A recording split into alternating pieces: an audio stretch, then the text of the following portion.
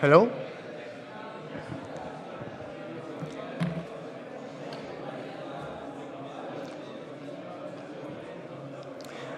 Hi, good morning.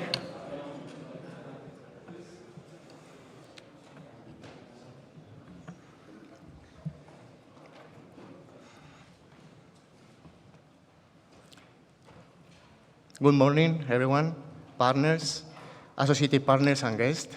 We are very pleased to start this amazing project with all of you.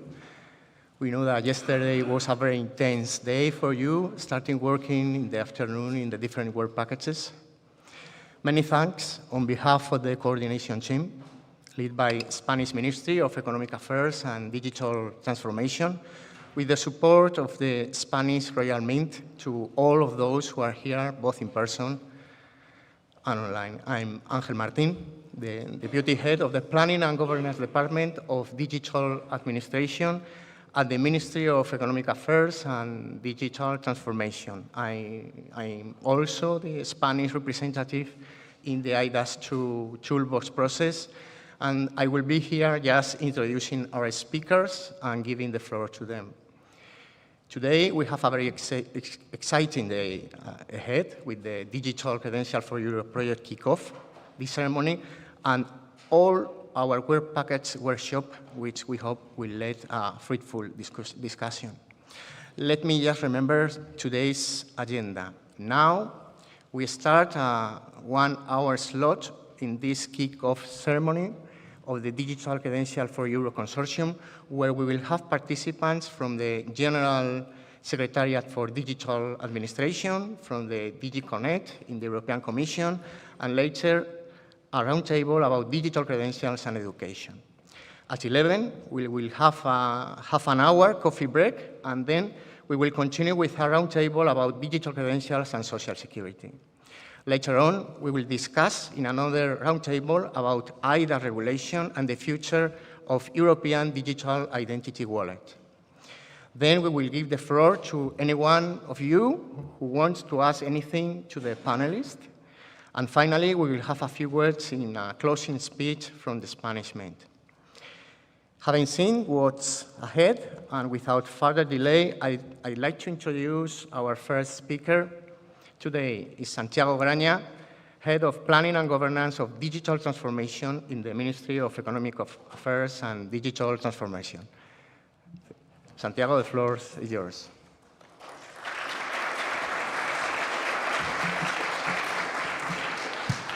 Thank you very much, Ángel. Dear colleagues, good morning to all of you. Let me give you a very warm welcome in this rainy day in Madrid. Sorry about that. Couldn't make the service level agreement for the weather forecast in this case. Well, a very warm welcome to the inaugural ceremony of the Digital Credentials for Europe project. On behalf of Juan Jesús Torres, who is our Secretary General for Digital Administration of the Spanish government, I stand before you today with a great sense of pride regarding the anticipation for the path that lies ahead. Today signifies truly the start of a remarkable journey, a journey that encapsulates our commitment to progress, ingenuity, and the advancement of our community in the digital field, and the potential to shape a promising future. Firstly, on behalf of the Spanish Ministry of Economic Affairs and Digital Transformation, I would like to extend our gratitude to all the stakeholders, partners, associated partners, and affiliated entities who support this project and have made it possible. Without a doubt, your work and commitment are the main ingredient in having our original proposal selected by the Commission and ensuring that we have a robust and sound project and implementation plan. Furthermore, I'd like to extend this gratitude to the colleagues from the European Commission who are here with us today, with special mention to the representatives from DG Connect, DG Digit, and HADEA, as well as other Directorate Generals and the Joint Research Center. I also want to thank the President and General Director of the Spanish Mint for offering to host this event, as well as the Polytechnic University of Madrid and the Social Security for making their headquarters available for the working groups that were held yesterday. As you well know, the project's main objective is to support cross-border, large-scale piloting of the European Digital Identity Wallet in compliance with the EU toolbox process by quite a large number of organizations, 80 organizations in fact, from 22 countries, being 20 European member states, in addition to Norway and Ukraine.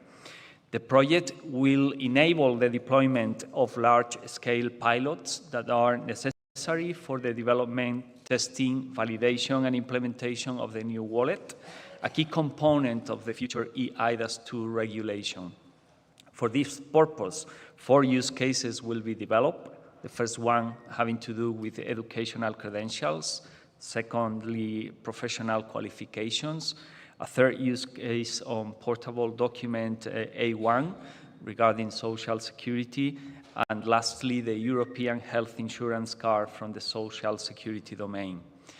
The involvement of public stakeholders and organizations belonging to the private sector provides the 22 participating states with the data and analysis to facilitate the necessary expertise and infrastructure needed for the future provision of the wallets, as well as the necessary conditions for the issuance and verification of electronic attestations.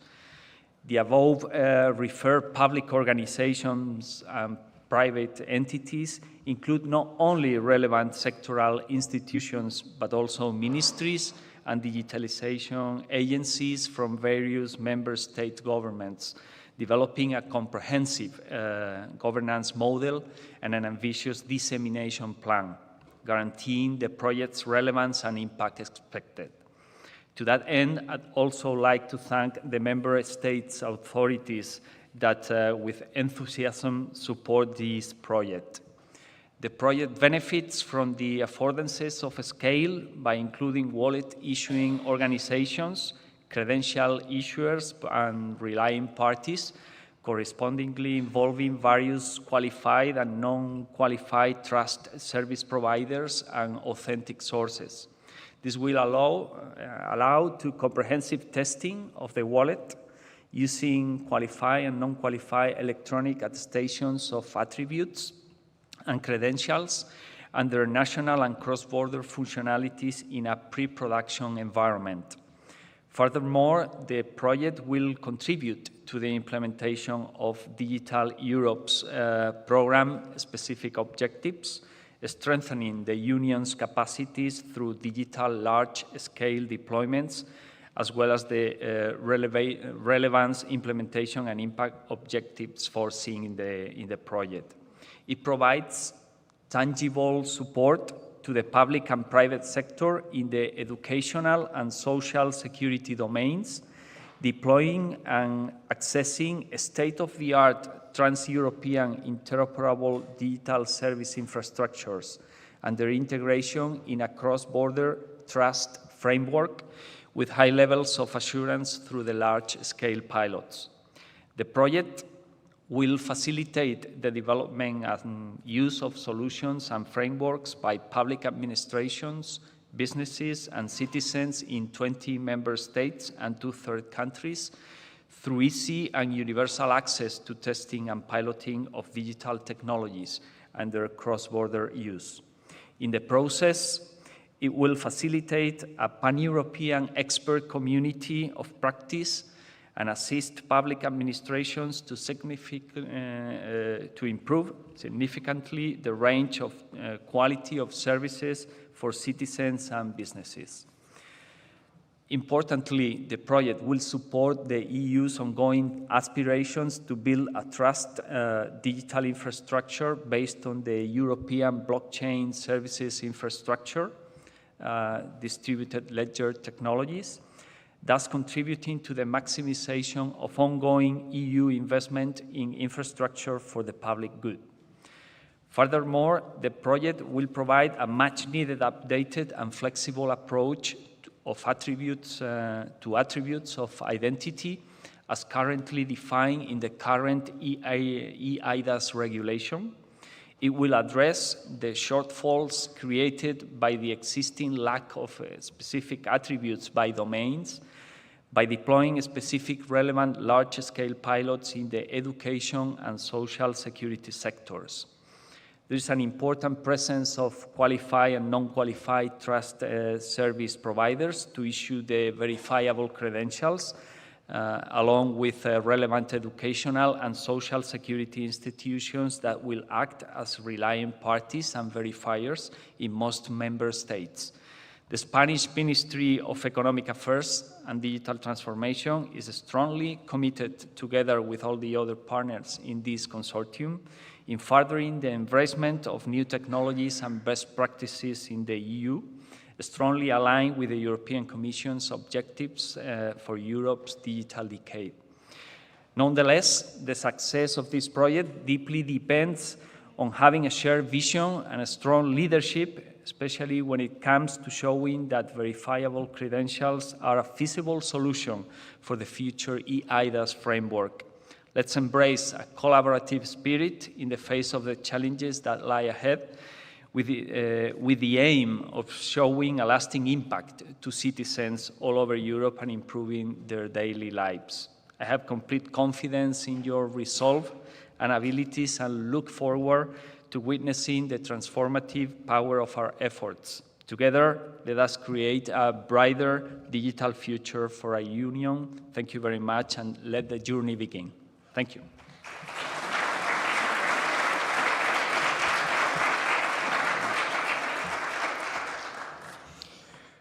Many thanks, Santiago, for your speech and overview of the project and all the different public policy implications.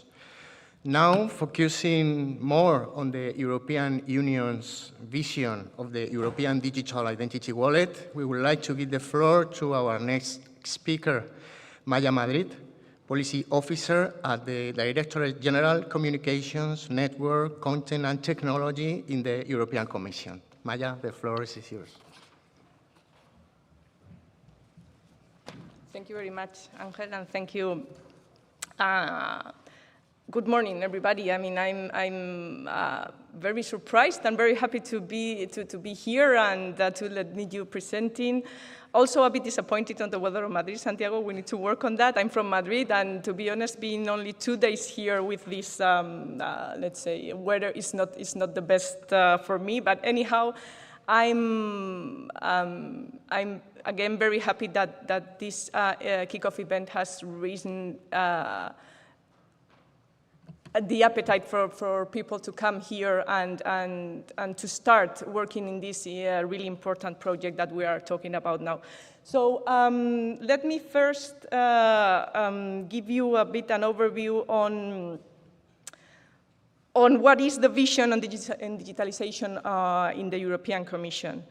So the path for digitalization in the Commission goes hand by hand with the Digital Decade proposal that the EU has, let's say, proposed to empower citizens and business by ensuring that the technology and innovation serves the citizen needs. So the Digital Decade is not a concept, only a mere concept. It's a comprehensive framework that will guide all actions related to the digital. The purpose, in fact, of the Digital Decade is to ensure that all aspects of technology and innovations work for all citizens. So what the Digital Decade encompasses, it's 2 aspects. First one is the Digital Decade policy program.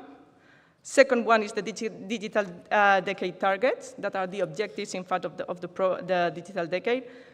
The third one is the multi-country projects, and the fourth are the Digital Decade rights and principles. I know this is a very high-level overview of what I'm talking about, but we will go at some point to the objective that is the DID in the EU.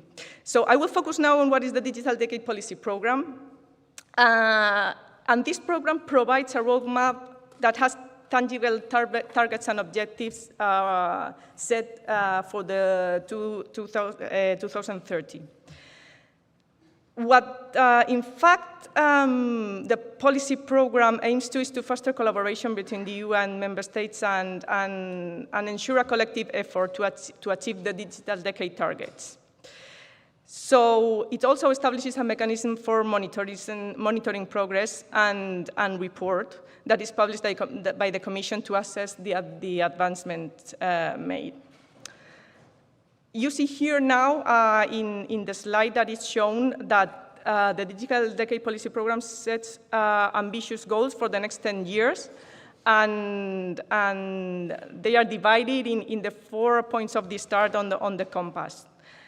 You see there that we have skills, infrastructures, business, and governments as goals for the target sets. So the first one, that is skills, aims to cultivate a digitally skilled population and also to foster the development of highly skilled digital professionals. Second one, also the EU recognizes the significance of secure and sustainable digital infrastructures. And the aim is, let's say, to develop robust and reliable networks and systems that will form the backbone of the digital society. Also, Digital Decade emphasizes the digital transformation of businesses because, of course, by embracing digital technologies and innovations, European businesses can enhance their competitiveness. And the last one, that is the one that is relevant for us, is the digitalization of public services. And here we have a very, very specific and targeted goal that it's that 100% of Union citizens need to have access to a secure electronic identification means recognized throughout the Union that will enable users full control over identity, transactions, and shared personal data. So, of course, all the things that we are doing here, all the pilot that we will build, goes into the direction of the Digital Decade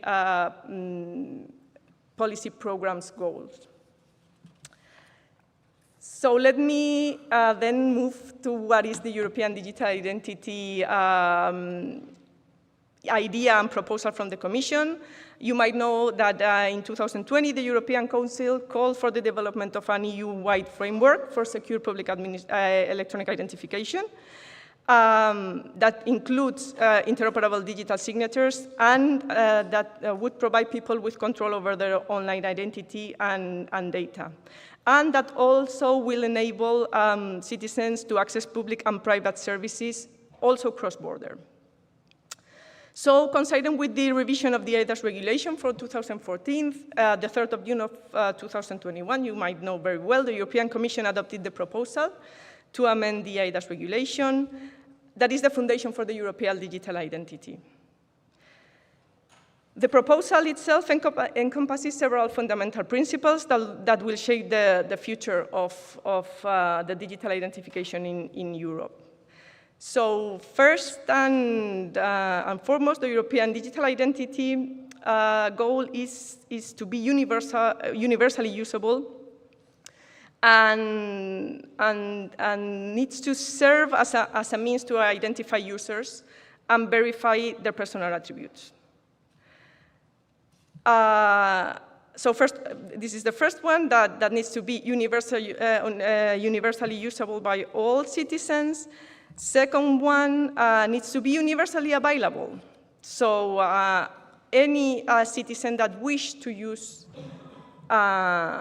European digital identity needs to be able to do it. And also, it defines the definition of the European digital identity is the prioritization of the protection of personal data.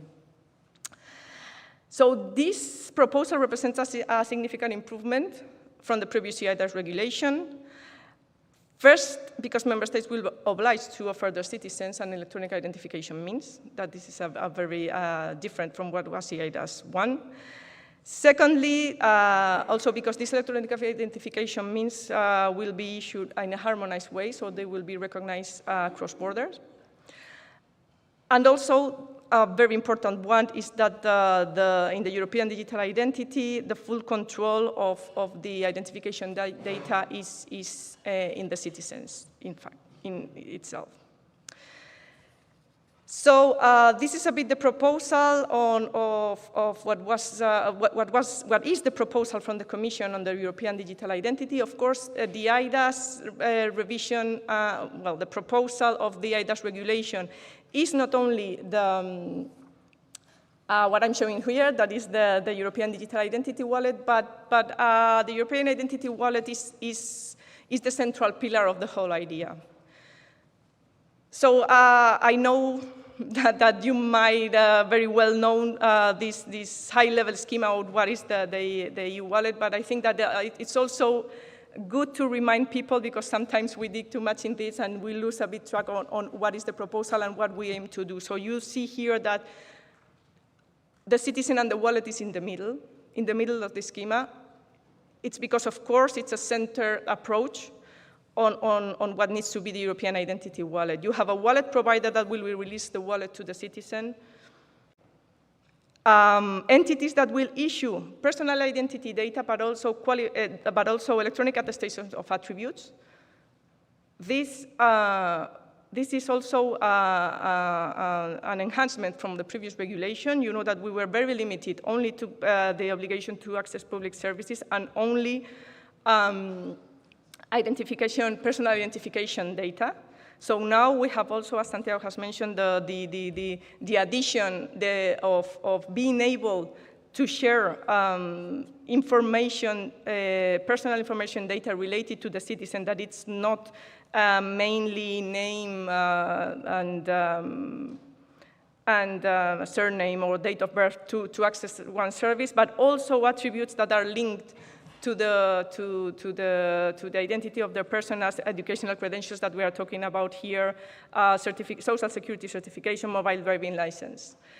So all this information identification will be stored in the wallet, and the citizen will be able to share it with a relying party whenever he decides to do. So I'm going to explain you now a bit how we are working in the Commission on the development of the European digital identity. Maybe you already know that, but let me, it's not complicated, but it has many elements. So first one is the legislative process. After the proposal needs to be negotiated by the co-legislators. So first it was negotiated with the Council, after with the Parliament. Now we are in the point that it's negotiating together with both of them in the so-called trialogues. And we are really advancing on that area. So we will hope that very soon, and hopefully under the Spanish presidency, we will have the proposal adopted. And in parallel of the legislative process, member states will call to develop a reference framework, architectural reference framework to work together. Is the toolbox process. Maybe you have heard this word, and it's a bit strange to that. In fact, what is the toolbox and the common toolbox process is member states working together to develop what is the reference implementation of the wallet itself. So this process was also started only a few months after the adoption of the proposal. I will talk about later a bit more on that. There's a third part that it's been happening, that are the large-scale pilots, where you are here for. So under the Digital Europe program, there are grants to fund these large-scale pilots that are really important to develop a system like the European digital identity wallet. And the last, let's say the last strand that we are working on is the wallet reference implementation. That is in the form of a procurement of a reference implementation that is based, of course, on the architectural reference framework that it's defined in the toolbox. And that is also the base and what the large-scale pilot needs to test in the journey.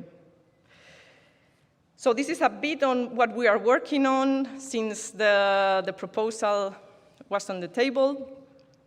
Let me talk a bit more about what is the reference, the architectural and reference framework. As I said before, the reference framework, the architectural reference framework, it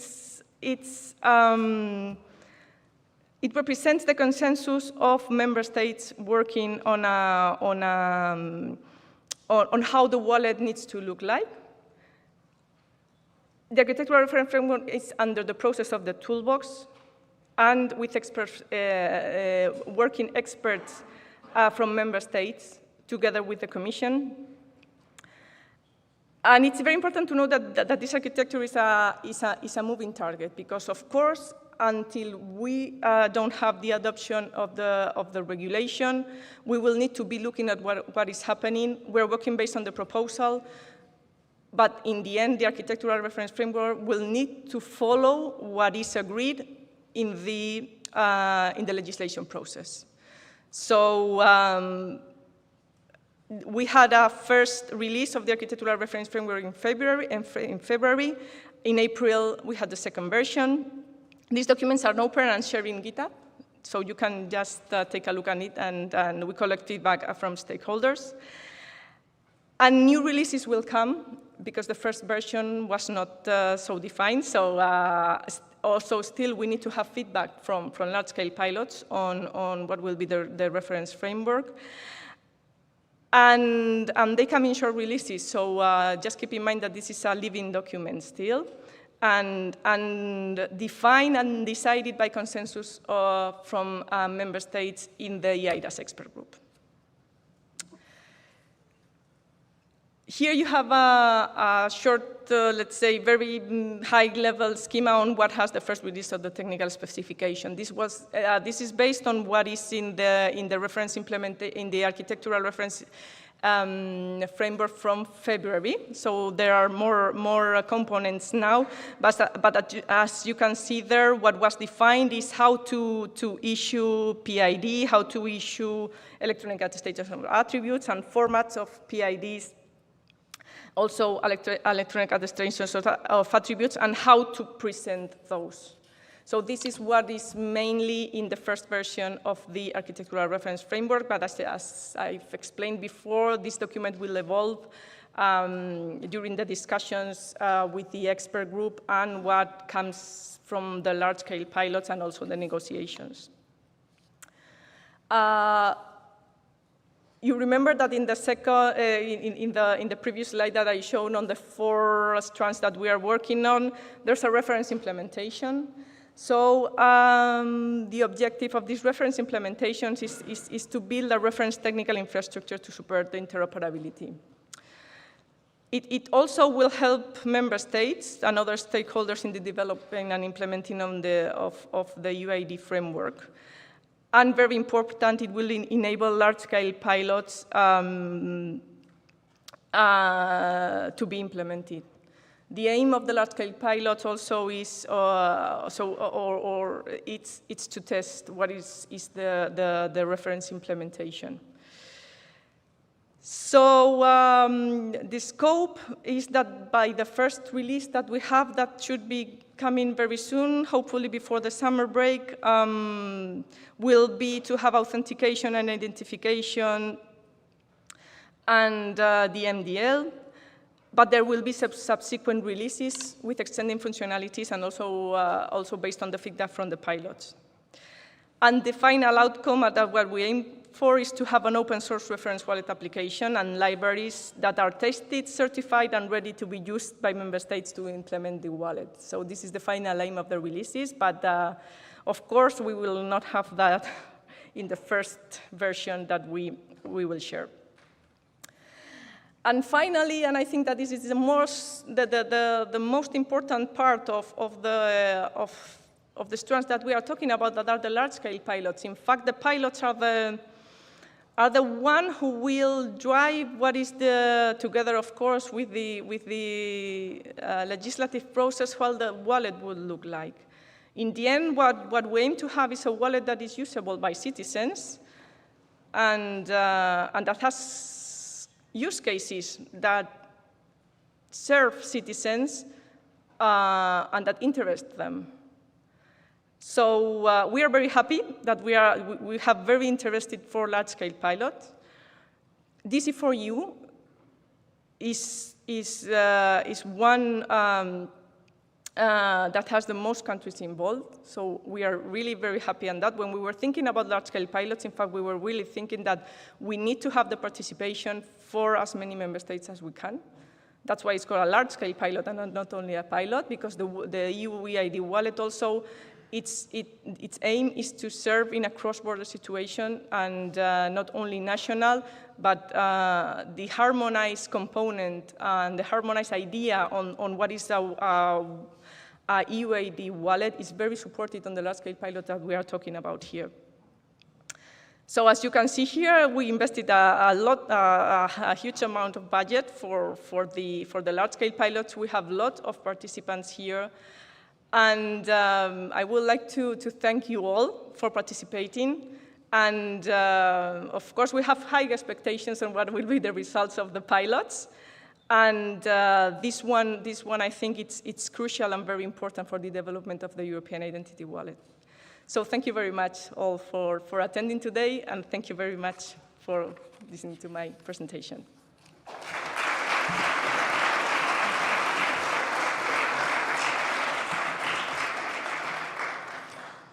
Many thanks, Maya, for your speech and overview of European Digital Wallet.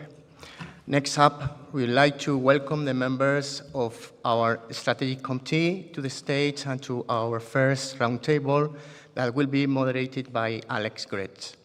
But firstly, let me introduce the members of the Strategic Committee. Alex Gretsch, education strategist and expert on emerging technologies and verifiable and digital credentials. Luis Ariño is the convener of IDA's Toolbox Educational Credentials and also conveners of the diploma use case in the European Blockchain Partnership, international coordination of the Spanish University Association. Clas Virenga is Joint Chief Information and Technology Officer, oversees all trust and identity activities, creator of Eduram.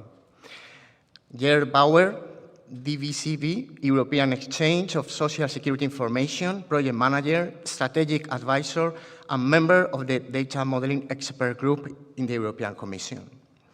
Matthias Landeck is Head of International Data Exchange at the DRV Band. Leif Johansson, member of the Technical Leadership Team at SUNET, overseeing identity management, strategy, and business development. And finally, Teemu Karjanen, Senior Advisor to the Finnish Ministry of Finance for Public Sector Information and Communication Technology.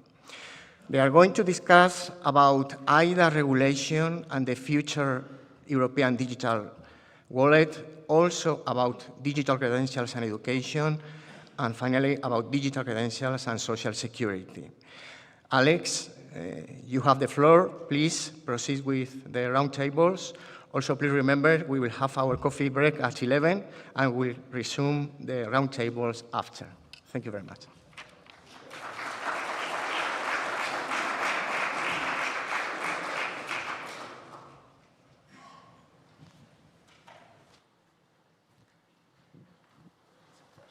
What do you say? 1, 2, 1, 2, 3, sit, 1, 2, 1, 2.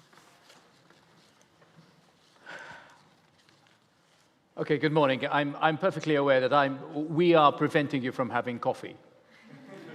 So, and we also seem to be some sort of old boy band here, as you can see. So the optics are whatever they are at the moment. And I think the first idea was, do I have the Slido thing up? Is this behind me? Okay, so the way we want to do this is, because we're a fairly large group, okay, we're going to run 3 panels, one after the other. So one before the coffee break, We'll have the coffee break and then the other two. But I think everybody should be here, because one of the interesting things about this project is that even though there are three elements in this, no? ITIS and the EUDI wallet, education and verifiable credentials, and then verifiable credentials and social security, these are very much interconnected. And I think you heard from Maya, okay, the whole idea is size matters in this project, no? The fact that there's a hell of a lot of people over here, large-scale pilots and the rest of it. So just because we're going to have focus on one particular segment, it doesn't mean that the other guys aren't going to butt in. And now, the other thing I learned is I thought I was the only non-technical person here, okay? But I understand there's another non-technical person. So I ask stupid questions, okay? That's my job. And I think at this stage, because the focus of the project is on citizens, essentially, and that's what we should be caring about. Even though a lot of these people are technical people, I think we should be focusing on getting non-technical answers as much as possible. Now, do you want to say what your name is again? Just so you know, I mean, just what name? Just so they, you know. I don't know. If you're not mic'd up, can you just? I mean, it doesn't matter. I mean, just shout it out, okay? Okay. Yes, yes. Just say who you are. So it's Luisa Lino speaking here. Klaas Wierengaan. Gert Bauer. Leif Johansson. Matthias Landek. Teemu Kääriäinen. Okay, so the two guys who are wired up are the guys who are going to be on the first panel. Okay, so again, if we have to dovetail into all of this, if you search for EUDI wallet, like I was saying before I came here, right? The claims are very ambitious, no? The EUDI wallet within the context of the EIDAS framework, there's great hopes. It's an important component on the digital transformation of Europe. It will revolutionize how citizens and businesses can digitally identify themselves when accessing public and private services throughout the whole of Europe, using a smartphone, which is in my pocket, in a secure and convenient way.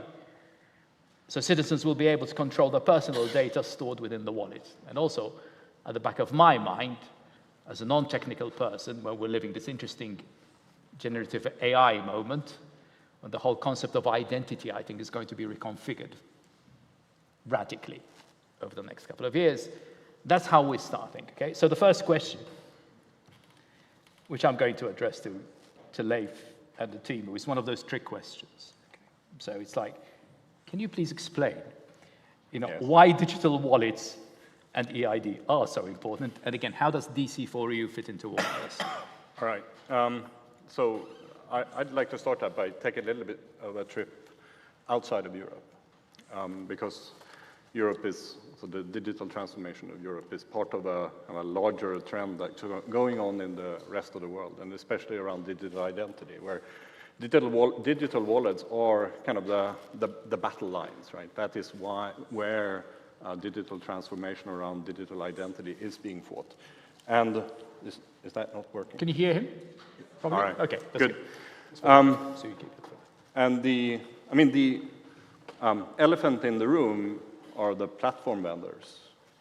And everybody in this room, I suspect, has a smartphone. You all have wallets already. They're called Apple wallets and Android wallets. And the elephant in the room is that the EU, we are currently making a little bit of trouble for these guys by trying to introduce European values, including democratic values and governance control over platforms. And that's our job. In fact, somebody, I think, pulled my bio off of LinkedIn, and it says, I think they were too polite to use my title. It says Chief Troublemaker. That's not my official title. Yeah. But that is kind of what we're trying to do here. We're making a little bit of trouble for the platform vendors, and we have to. In fact, building a digital wallet in such a way that we ensure democratic values is really, really important. And that is why these large-scale pilots really are important. And this is the answer, the non-technical answer to how they fit into a larger picture. Was that a good answer for you? I don't know. Timo, do you think that was a good answer? I'll continue on that same topic, basically, but I think it's important to remember that the eIDAS regulation revision is building on top of the existing eIDAS regulation, which basically governs the cross-border eID use and the digital trust services. And the EUDI wallet can be seen as a new type of trust service that basically brings together some of the existing capabilities like the digital signing and the cross-border eID, but also provide some new capabilities of enabling cross-border data sharing that is interoperable and secure and privacy preserving and so on. And the focus of the old eIDAS regulation has really much been in the public sector. But now we are shifting the focus also to the private sector, and I think it's very important to keep this in mind when we are engaging with the private sector entities to basically communicate to them that why should they invest in integrating with the EUDI wallet? What is the additional value that the EUDI wallet brings to the private sector entities? Why shouldn't they be using the platform provider solutions because they are so convenient and nice and easy to use and so on? And what the DC4EU really brings is that we obviously have a very strong member state involvement here. The LSPs are driven by member states, really. And we have PID providers, we have wallet providers from the member states. So bringing these together will really shape up the ecosystem that we are aiming to build. What I would like to also see is that we bridge the gap to the work that has been done in the EPSI and in the SIP world. So there is really a lot of governance-related activities that we should learn on, and these two somewhat parallel ecosystems should really be mutually beneficial. And to conclude, we had a long discussion with Alex yesterday evening about the role of the EUDI wallets and the use cases that we are building, education and social security. And those are really something that happen in people's everyday lives. Yeah. Like our children, they are more pan-European, they study in different countries. They're real use cases that we are solving here, making people's everyday lives easier. I think it's really important we keep on focusing on this thing, okay? That we go from platforms and anonymous owners of platforms sometimes, okay? So which is why and the whole, I think one of the interesting things here is that many of the members of the consortium are public organizations. So technically working for the public good, okay? And there's always a bit of a tension between the public good and the private sector. And I know you're looking at me like, Yes. Yeah? And no, you said you're ruffling feathers, or whatever it is. That is true. But also I want to draw everybody's attention to like the international perspective here. And if you look at other countries who have tried to roll out wallet-like infrastructure, like some US states, for instance, like the interaction with the platform vendors have been quite asymmetrical, right? The platforms are sometimes quite heavy-handed, right? And the strength of the European Union going after this this target is that we have strength in numbers, right? And I think we have sufficient weight to be able to influence the way the platform vendors think about the scope of their domain, right? How far does Apple's control over mobile driver's licenses really extend, or should it extend, right? That kind of thing, if you've been following, for instance, what's been happening in Michigan, for instance, that it is extremely asymmetrical, that power relationship. And I think we have to be very careful not to be in the same position in Europe. Now, again, we have like the weight and weight in numbers to be able to affect change, but we still have to kind of be aware of what's going on in the rest of the world in order to know kind of who our friends and who our enemies are here. Because this is a fairly complicated field we're engaging in, right? This is not your typical EU project. Klaus? Yeah, you can sing. No. Is it working, the mic? Would it push anything?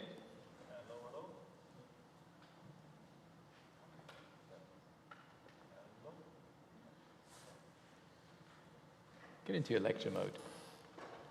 Yeah? Yeah. Yes. Back on the stage. Yeah. Finally, I've made it. The big lectern. I just want to add one perspective. I do like playing the role of angry old man that challenges all the wonderful benefits of blockchain, SSI, etc. But in addition to the sort of the industry policy that the speakers brought up, I also want to take 1 second to bring up the end user perspective. I have been spending the past 20 years or so working on privacy preserving technologies. And there's always been one problem that we have been struggling with, and that is that usually the identity provider knows too much about the end user, what they're doing, who they're connecting to, etc. And I think the wallet is a massive opportunity to cut that last bit of privacy tie that we have. So I'm super excited about it. I am skeptical about a lot of the technologies around it and the maturity especially of them, but that shouldn't stop us from making the world a better place for the end users. And well, screw Apple and Google, it's about the end users. And on that happy note, okay, so screw Apple and Google, yeah, and that's not normally what you hear in an kind of EU format, but this is how grounded this thing has to be. So the end user is what we're on their side, okay? I think that's very clear. So the second question is, this is where we get into a bit of technology stuff, okay? So how do we deal with the discrepancy? I think this is a barbed question, actually. The discrepancy between the ARF, the Architecture Reference Framework, and the release plan for the reference wallet. How will the ARF evolve over time, and how should DC4EU influence the ARF backlog? Are you asking me or? I'm asking you first, because that sounds, yeah. Right. Yeah. Yes, because I actually gave you that question. I know you did, so that's why I'm asking you. So I think it's one of those elephants in the room. Everybody is, I think Maya addressed it very politely, and I think I don't think it's a problem that we're not done yet, right? I said this is not your typical EU project, and it certainly is not a research project, it's a development and deployment project. But it doesn't mean that we have all the details worked out, and that's not a problem in itself, right? And in fact, the EU is very good at making agreements, right? That's what we are, right? We're an agreement-making machine. And you know, in this case as well, we're going to apply that skill to figure out exactly what the details are, right? And I suspect that we're going to land in a small but working ecosystem of interconnected technology stacks that works for different use cases, different technology profiles, and different sort of user domains. So, and that in itself is going to be a strength because it's going to give us a very robust and resilient solution in the end, I think. Exactly what it looks like. I mean, I could speculate, and there are a few components. Everybody who's been involved in this for a while know what the components are and what they look like, right? Will they look exactly like they do today when we're done? Probably not, right? But they will have the right set of requirements and fulfill the right set of requirements in order to solve the problem. So I'm absolutely confident that we have the right people in the room in order to bring this forward. And not just produce a research project. No, exactly. Even though some of the outputs will be research papers, because those people, I'm an academic too. In fact, those people are also influential, right? In fact, one of the challenges with this particular technology domain is that there is a lot of innovation, right? Some innovation is good, right? But not all innovation is creative. Some of innovation is just repetitive, right? And what we're doing, I think, is the right time in right time to kind of weed out some of the unnecessary sort of innovation from the real innovation and try to zero in on like the real technology solutions. And I think we have the right people in the room to do that. Timo? Yeah, I think we have a very ambitious and very challenging timeline ahead of us. This is going to be a 2-year pilot. Many of the key members of the consortium have been working on this for well over a year. The call for proposals was published in February 2022, and quite soon after we started forming the consortium, and 2 years is gonna go really fast. I appreciate the presentation that Maya did about the 4 parallel tracks on which the work is progressing. There's a lot of interdependencies between those, and that is the source of complexity. That how do we manage the interdependencies between the legal track, the ARF and Toolbox track the LSPs and the reference wallet implementation. I know that there has been work done already on this front, so the Commission has set up a coordination group where there are members from the Commission, from the Member States, so from the ERS expert group, from the LSPs, and from the contractor who is providing the wallet reference implementation.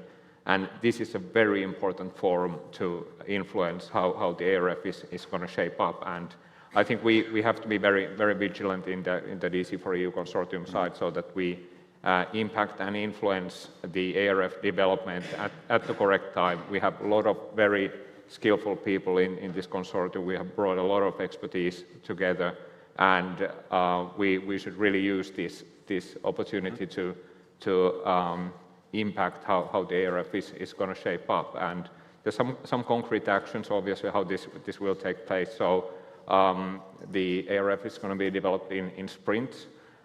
So there's a bunch of epics that are taken in each sprint from a prioritized backlog.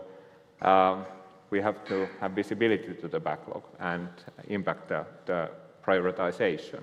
And also, we have to have the opportunity to comment and reflect on the changes that are going to be done to the ARF at the correct time, so that we won't be kind of bouncing around the changes between the LSPs and the people who work with the ARF. Okay, I'm aware we started 5 minutes late, so we have an extra 5 minutes, I guess. Yes? I keep on looking at Arturo as my... This is fountain of all knowledge. Okay. Any comments on that? You all agree that we're starting with quiet optimism, I guess, at this stage? Yeah, and people are getting on together, and people know each other, and things have started already. And I think that's what's important about the consortium. A lot of people have known each other, have worked somewhere. It's multicultural, which is always interesting. Okay. So again, from the Spaniards all the way to the Swedes, the Germans, and it's. So we start with quiet optimism, and then I get this question, which is, what technologies will be involved in the final version of the ARF? Well, yeah, I mean, I tried to get into that in I guess in my last comments, but I think one of the most important aspects of, is not where we arrive, but how we arrive there, right? And the way we've started the collaboration between the contractor and the various consortia around evolving an open source model for how to actually build the code that gets deployed in the reference wallet. That is admirable, right? That is exactly how we should be working, and it ensures like the best, many eyes on technology, ensures security, ensures robustness. And that's more important than what technology is involved. But certainly, if you wanted to predict, you can look at where the market has been evolving around SSI credentials, and you can certainly pick out some sort of likely candidates that are making their way through the international standardization process, like right now, like SDJOT and things like that. And that's the only time I will use technical terms. Yeah, technical terms, which I blink. Never again. Yeah. Right. So, the fact that we can sort of Google these things, right? The fact that the EU is not trying to reinvent the wheel here. Like, we're building on existing standards. We're evolving existing protocols. That's really, really important. The fact that the first version of the ARF pointed to OpenID Connect, for instance, as sort of one of the points of reference is like a really, really smart choice for the European Union. We need to build things that are within the kind of the scope of sensible solutions for platforms without kind of yielding to every whim of the platforms. I think we have to be sort of a good partner to the platforms without kind of giving up, right? Our sovereign control. So we're going to be walking a tightrope here, right, on technology choices. So open source. Open standards. Open standards. Many eyes on on technology, which I kind of like, right? More than 4 eyes, 6 eyes. Exactly. What works, what doesn't work. Don't reinvent the wheel, you said. Exactly. Anything else? Any other slogans we can put on a T-shirt? So, Yeah, I think the fact is that it's going to be a multi-protocol wallet, especially considering that we're building the solution both for the online or remote case and for the proximity flow. Yep. So that basically requires us to look at different standards that are suitable.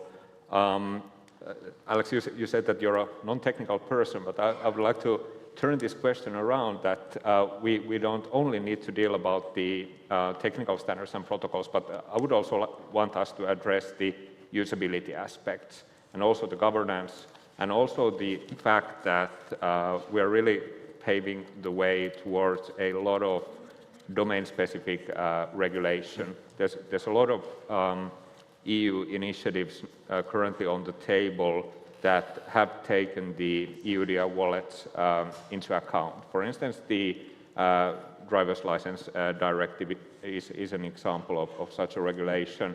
And this is basically something that would be important for us to address as well, alongside the kind of technical considerations that we also take the usability and the governance aspects into account. And it's a double-edged thing, isn't it? Usability, self-sovereignty, power to the citizen, and then governance, which always implies central control. Right. Trust in trustless technologies, which is a question mark. Not necessarily centralized control. If you look at EBSI, for instance, how decentralized control could function in that kind of a setup. So the received truth in usability has, for a long time, has been that you put everything in under homogeneous control, right? You leave it to a single platform to make sure that you get a homogeneous user experience across multiple services, right? And that leads to centralization, right? That's why we have Apple and Google controlling everything today, right? So what we're doing is kind of pushing against that a little bit, right? So we're trying to figure out sort of what's the domain of the EUDI wallet, right? Where does it make sense for the EUDI wallet to be the owner of information? And I think that's going to be one of the most important questions to answer in this and all of the large-scale pilots, kind of what's our scope? Because we're not going to be scoped to everything, right? For instance, purely enterprise wallet-like interactions probably is not, right? When you go to work, when you log into maybe your Windows workstation, maybe that's not the EUDI wallet, right? Maybe that's some other wallet-like thing. Maybe there's a lot of commonality between the two types of interactions, but there is a scope for the EUDI wallet. We don't know what that is exactly yet, right? And that is going to be important. Okay, so... And it drives usability questions, by the way. Yeah, I won't let you off the hook on that one. Oh, yeah. Good. I think it's time for coffee, but I just want to remind everybody, please do use Slido. Till now I have 2 comments, one of which I can share with you now. The other one is a technical question we can share later in the Q&A. The first one is, I think, is quite cool. I don't know who sent it to you. Not a question, but I love the project and I love Madrid, even if it's raining. So thank you. So that's a good use of Slido. As a Northern European, right? Yeah. This feels like home. This is perfect. Okay, so I think we're all going to go and have a tea break. Do we still reconvene, I guess, at 11:30, Arturo? Yeah, round about 11:30, 11:35, yeah? 11:35, so we'll be back at 11:35, so thank you.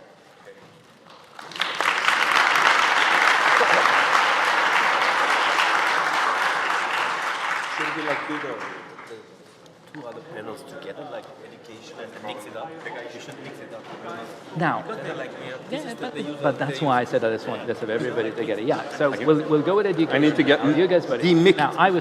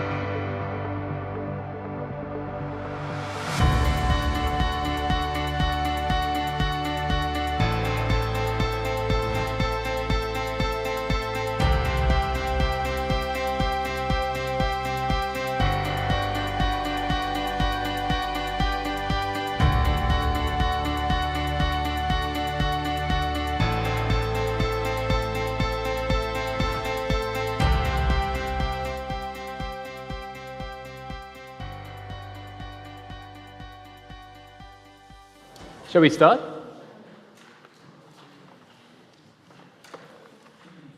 Okay, thank you for getting back.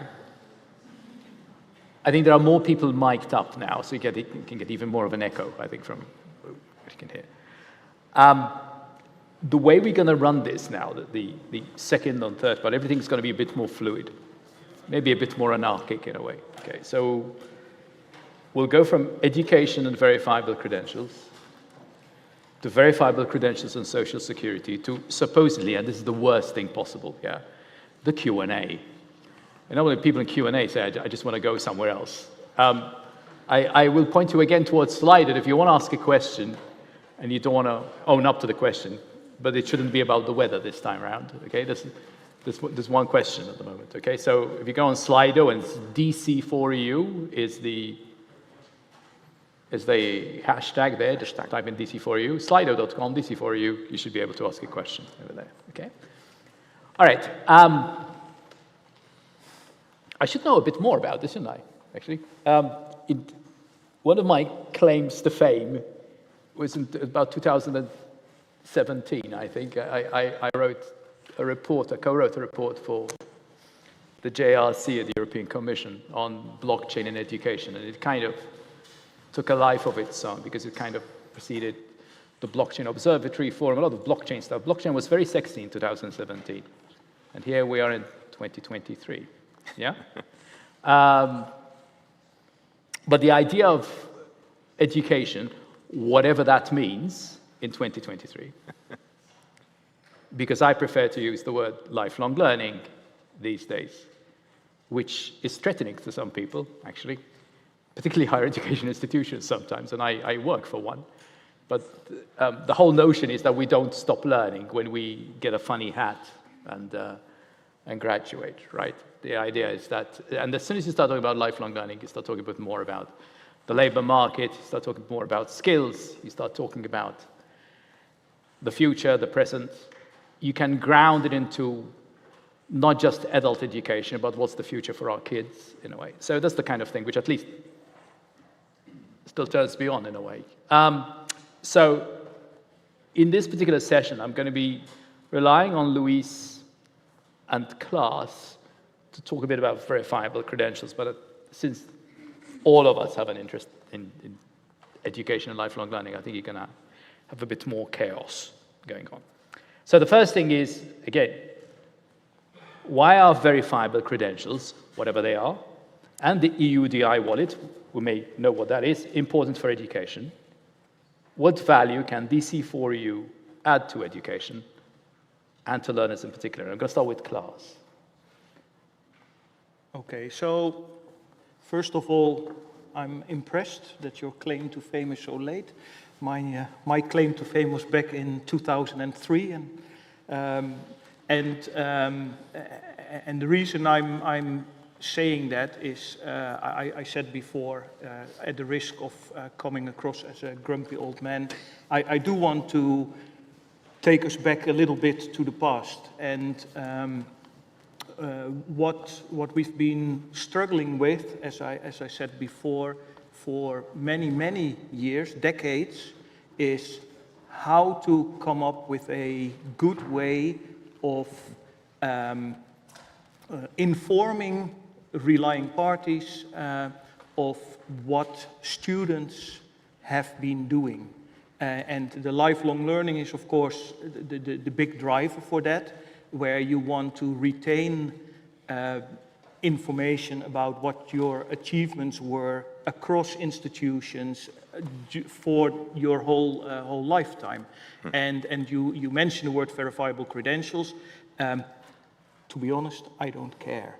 I think what I care about is the processes, and it's about, if you allow me the use of the word business logic, it's about all the relations that exist in this case, the educational world, agreements on the European credit transfer system, or the Bologna process, it's also commonly known, where we agree how much value a certain grade has, etc.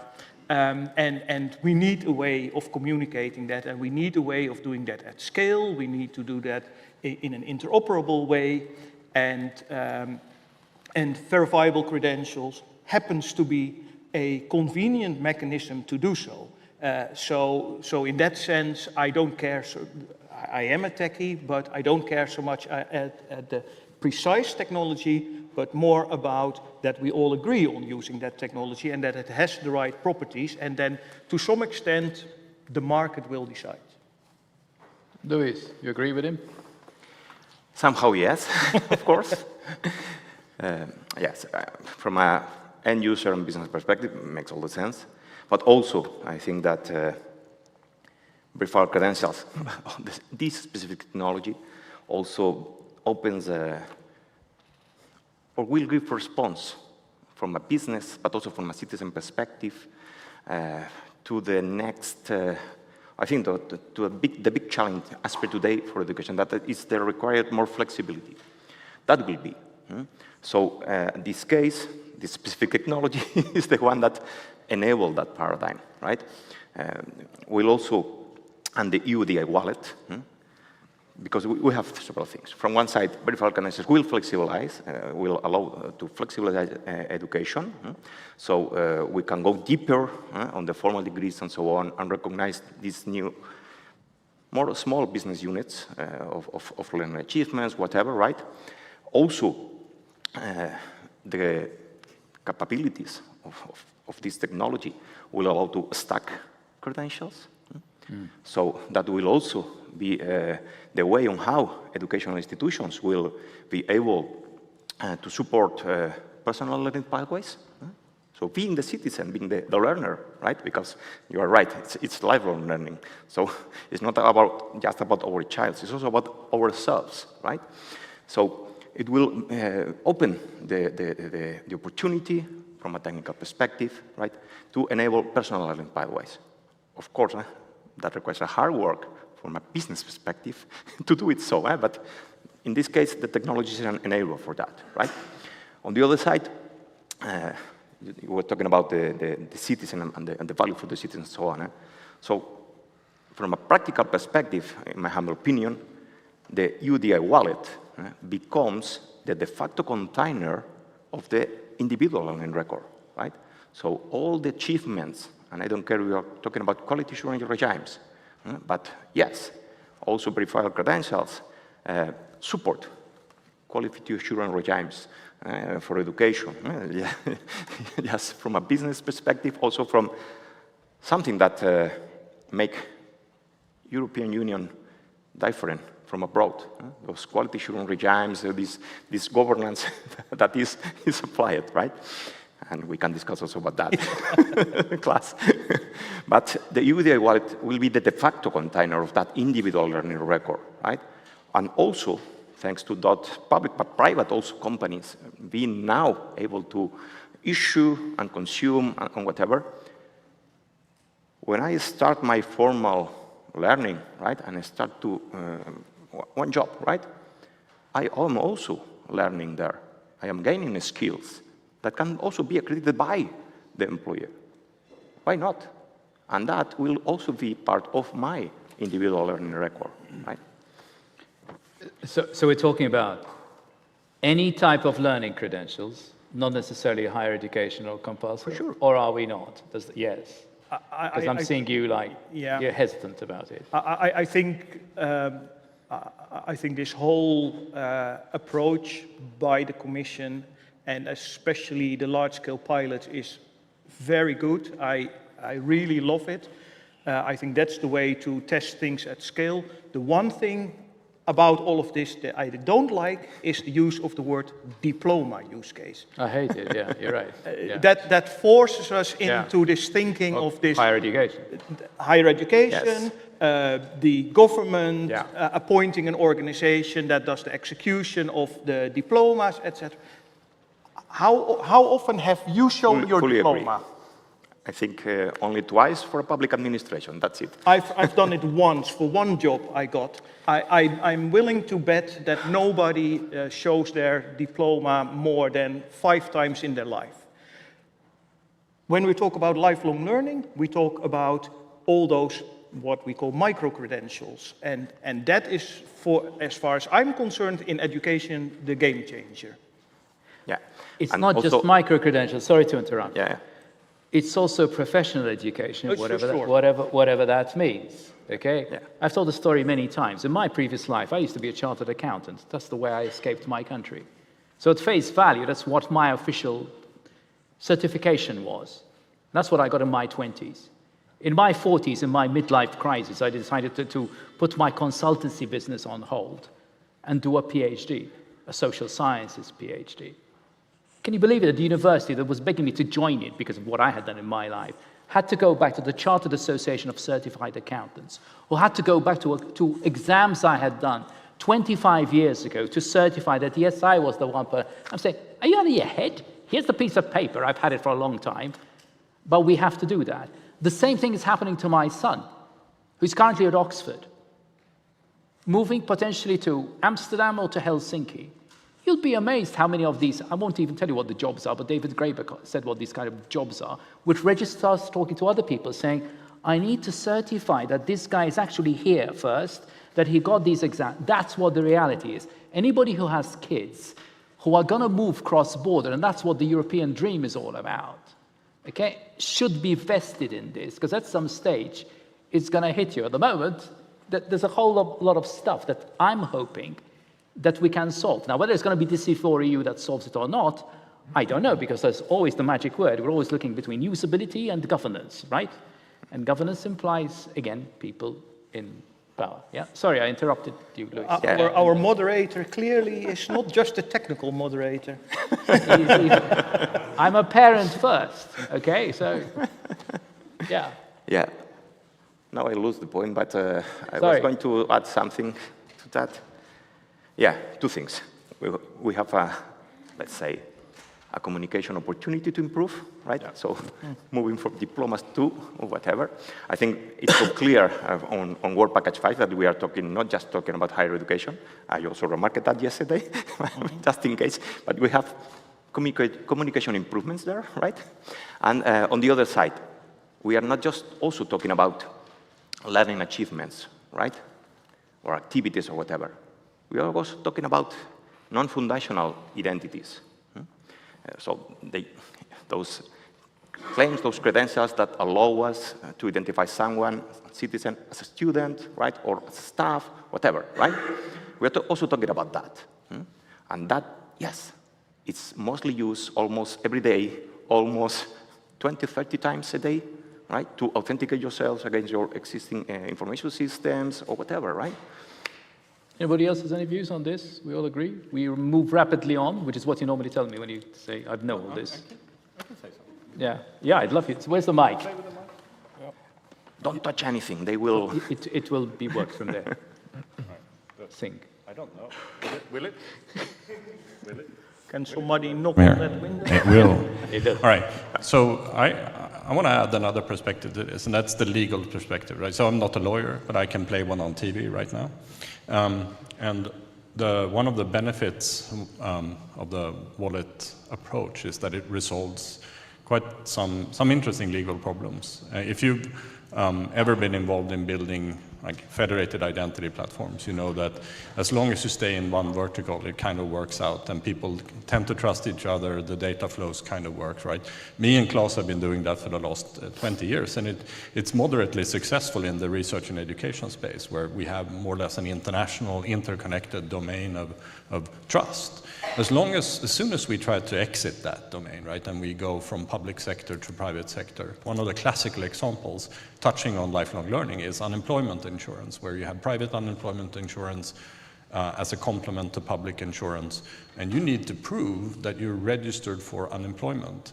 That knowledge sits with a public sector organization. The information needs to be consumed by a private sector organization, the insurance company. Transitioning that, right, moving the data from public to private, that turns out almost always to be like an insurmountable problem, right? And we have that in the education space too, right, where we need to be able to present data generated in public sector to private sector organizations. And the wallet kind of resolves all of those problems because it puts the data back in the control of the individual, right? That is one of the most, I would say, it's one of the most important aspects of the wallet approach. That it actually allows us to start doing things in public-private situations that we've never been able to do before. In a more privacy and GDPR compliant way. Well, sometimes. Because it is the citizen, the one who shares the data. Sometimes, right? Sometimes, but I think we're also kind of kidding ourselves if we think that privacy is kind of always the driving force. It's actually illegal, right? We're enabling flows that hasn't been possible, but extremely problematic, right? So we're doing that, and I think it's going to increase pressure on digitization because it will, like, some public sector companies, public sector organizations who are used to only dealing with other public sector entities will now have to actually deal with private sector. Because yes, you will at the very least generate support problems, right? Because somebody needs to take this affidavit over to like the insurance company, right? When that doesn't work, you're going to have, somebody's going to have to solve it, right? But that is a cultural change we're going to see, that public sector will become indirectly intermediated by the individual, connected to private sector. That's new, right? We haven't seen that before. So one thing I want to, so let me say beforehand, Luis and I agreed that I have you might, sorry.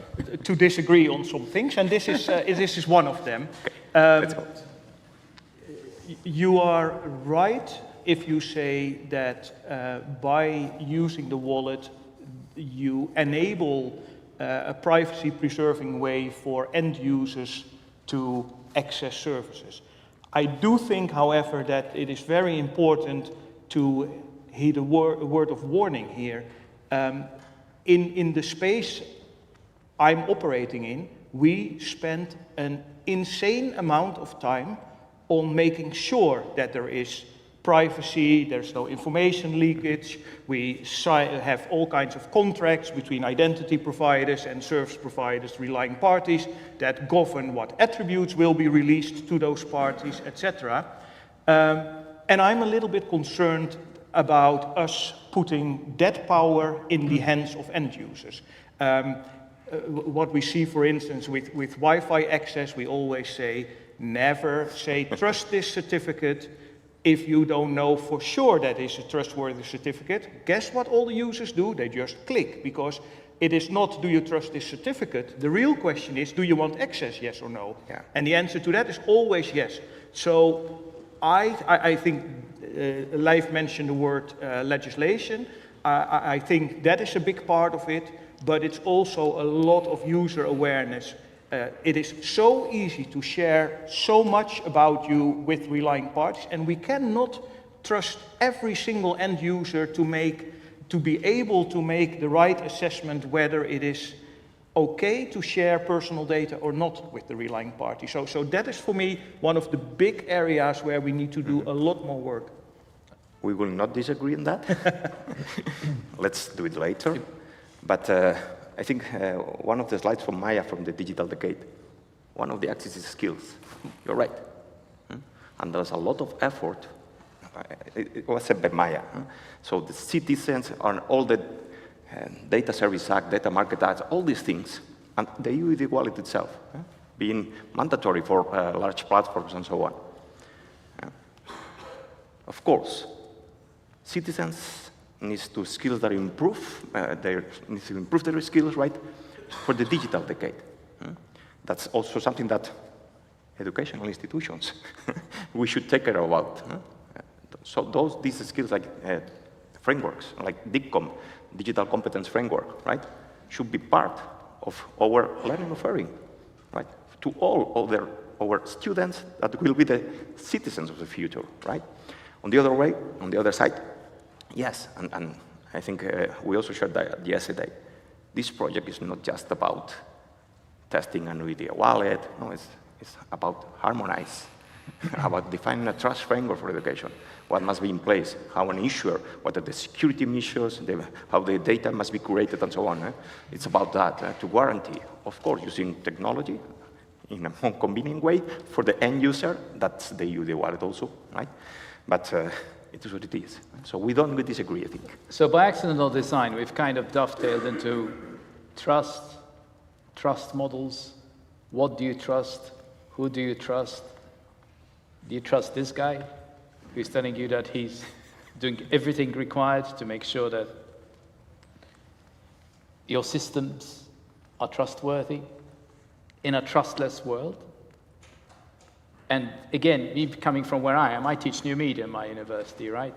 And I was speaking to Danielle, I think, about 20 years ago, us who placed all our trust in the internet as it was going to liberate us, and 20 years later, all of us old hippies went to the other side and said, we've got a mess on our hands. And which is why we started hooking into blockchain and decentralization and trust the machines. And now suddenly you're not going to be able to trust the machines either. So what do you trust? What are the trust models in education like? Are these new paradigms, old paradigms? Can you give some examples of the car crash or the solution, and how does DC4EU maybe help the mess that I think we're in? Or maybe I'm wrong. Over to you. You start. Yeah. I think in DC4EU we have two main jurisdictions, right, to identify the trust framework for those. On one side, education and professional qualifications. On the other side, social security, right? But it's not just, it's not to create a trust framework. Maybe it's try to harmonize how we are doing things at EU level on education, to define or to formalize using the roles that are explained in the IRF, in the Architect Reference Framework, to model the trust framework for that. I think it's that. But of course, it's not just about that, because as I said before, it's not just about formal, non-formal, informal education. It's also about non-foundational identity and so on. And there are also existing trust frameworks, right? Class? Again, maybe? I can hardly say no to that. Yes, so for me, and this is not something I came up with, but bigger thinkers have come up with that. It's all about scale. And a well-known expression says the only real challenge on the internet is scale. And we have built in education a number of systems to scale. EduRoam for roaming wireless access has billions of transactions every month. EduGain, the Federation of Identity Federations, has billions of authentications every month, and it kind of works. I mean, I can talk to you for another day about what is not okay about it, and for sure there are shortcomings, but we did manage to build a scalable trust framework that scales to over 100 countries and many thousands of educational institutions. And we did that by building a hierarchy. And that hierarchy goes roughly along the lines of, there is GÉANT, that is sort of the root of that trust framework, and then there are the National Research and Education Networks, one level below that, and then below that the individual educational institutions, and then below that the end user. And I can also have debate about whether a hierarchy is the right model or it should be something flat. And there are pros and cons to everything, but one thing that is very nice about a hierarchy, it scales very well. And as I said before, I do come across sometimes as a grumpy old man, I realize, but you also have to understand we have something to protect. We have something that works and that helps students every single day doing their studies or educators doing their job. And so whenever I see these fora, I always think, how is this going to screw up what we have? Or ideally, how can it improve what we have? So, but what I think is very important to realize is that without a solid, scalable trust framework, we will fail. That's my most important message. That's the T-shirt. That's Okay. the T-shirt. Yeah. Okay. So don't necessarily create new stuff. Build on what already works. Yeah. And it's not easy, Alex. Use which is not easy. Use whatever existing trust frameworks work, and yet it has to be at scale, which goes back to the large scale pilots. Yeah. Anybody else? That's where we're going. The mic is there now. Okay, so I'll say something. So going back to what I said earlier, we have, like, in various domains demonstrated that we can build trust at scale, right? We know that, right? The problem we're facing now, and I think is kind of one of the biggest challenges for DC4EU, is to bridge trust across domains. And we have a couple of examples of how that has been successful in the past, right? One of them is the internet as such, right? The internet is an interconnected web of trust. And it's represented with completely different technology, stuff that probably very few in this room have ever heard of, right? But it actually does demonstratively work, right? And we can apply some of those same principles. And the principles, simply put, are follow the business models and business interests. And that's how you build trust. If you can figure out a way to represent business relationships as trust relationships, you win, right? And I think that's kind of where we should be looking when we start looking for trust models for DC4EU or for the large-scale pilots or for the wallet eventually in its kind of full, its fully developed form. We need to figure out a way to allow existing business relationships to be represented as trust relationships. And sometimes those business relationships follow legislative and jurisdictional paths, right? So you have delegation, essentially. Those will look like hierarchies. Sometimes they look nothing like hierarchies because the business relationships are built up from the bottom up rather than from the top down. And we need to be able to represent both of these types of relationships in the wallet ecosystem. I agree, but let me also add something there. Because this is not just about, we need to also, of course, to support existing governance. That's what we need to do. But also that governance that is based also on some legal basis. That's also important, right? I'm confident enough that again, the technology can support that because we have proved that already, right? So the verifiable credentials paradigm with verifiable accreditations and so on allows to support existing governance in education that is clearly, after 4 years working on that at EU level, there's no two member states with equal governance per level, per type of education, right? But we have proved that it can be supported, right? But again, because sometimes in education and research, right, we are used to, okay, let's do it, because yes, what we want is the outcome, right? But now, we are in an EIDAS context, right? So things need to be done properly from all the axes, right? From the interoperability, because we are also talking about cross-border, right? The four dimensions of interoperability needs to be approached, right? So governance, that means business processes, that means the governance itself, how things are done. That means also legal. And for legal, of course, yes, identity from one side and data from the other side, right? Technological, that's where the verified credentials can also bring an opportunity, and I will develop that later. And semantics. In the verified credentials, in this new paradigm, I think we have an opportunity because still nothing exists there. If I'm allowed to say, well, things are there, but okay, let me say, still nothing exists there. So there's an opportunity to agree between all member states, at least the ones that we are here, 22 countries. There's to identify opportunities, for example, to use a unique common semantic to describe learning achievements. There's an opportunity there that can coexist with existing legacy services. So I think we also need to identify those opportunities and apply it.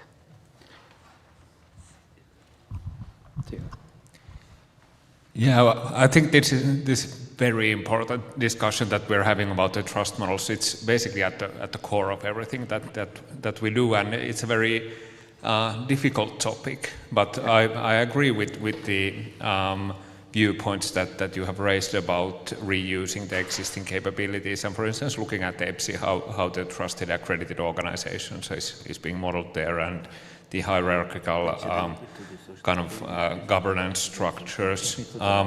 One additional topic that I would like to raise is the fact that trust is often highly contextual. So the level of trust that you need depends on the use case. So if you're verifying whether a person driving a chemical truck has a valid professional qualification, you probably need quite a high level of trust.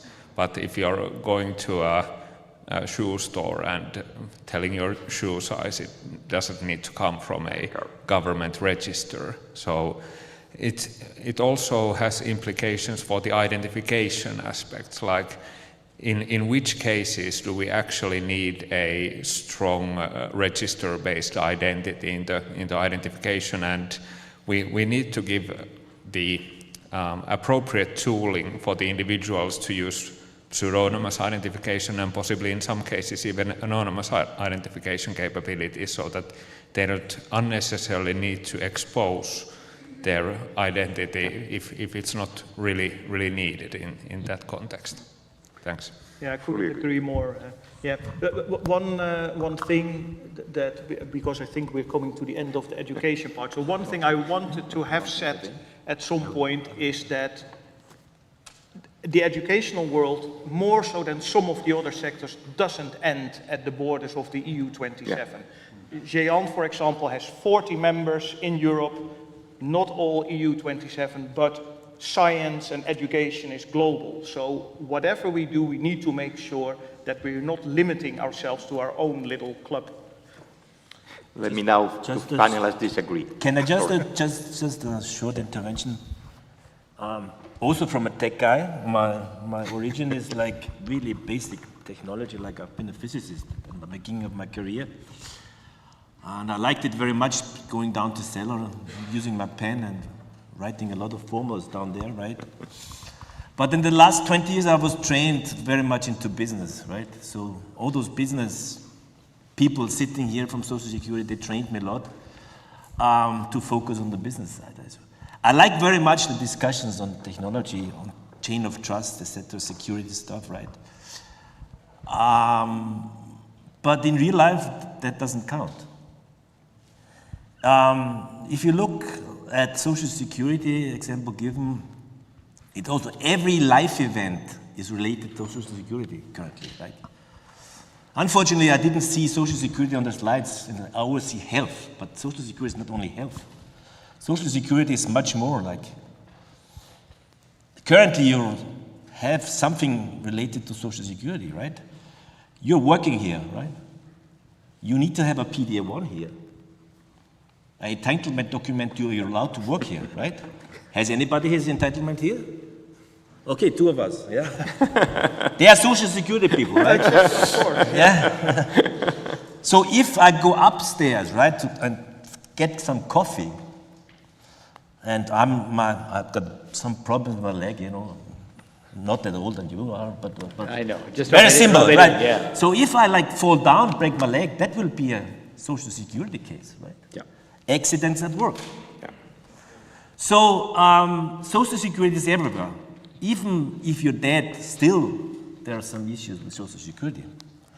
So we have to look at the benefits for those injured people, for those who do lifelong learning, and that would count. They want to have entrance into benefits, sickness benefits, accident at work benefits, pension benefits, right?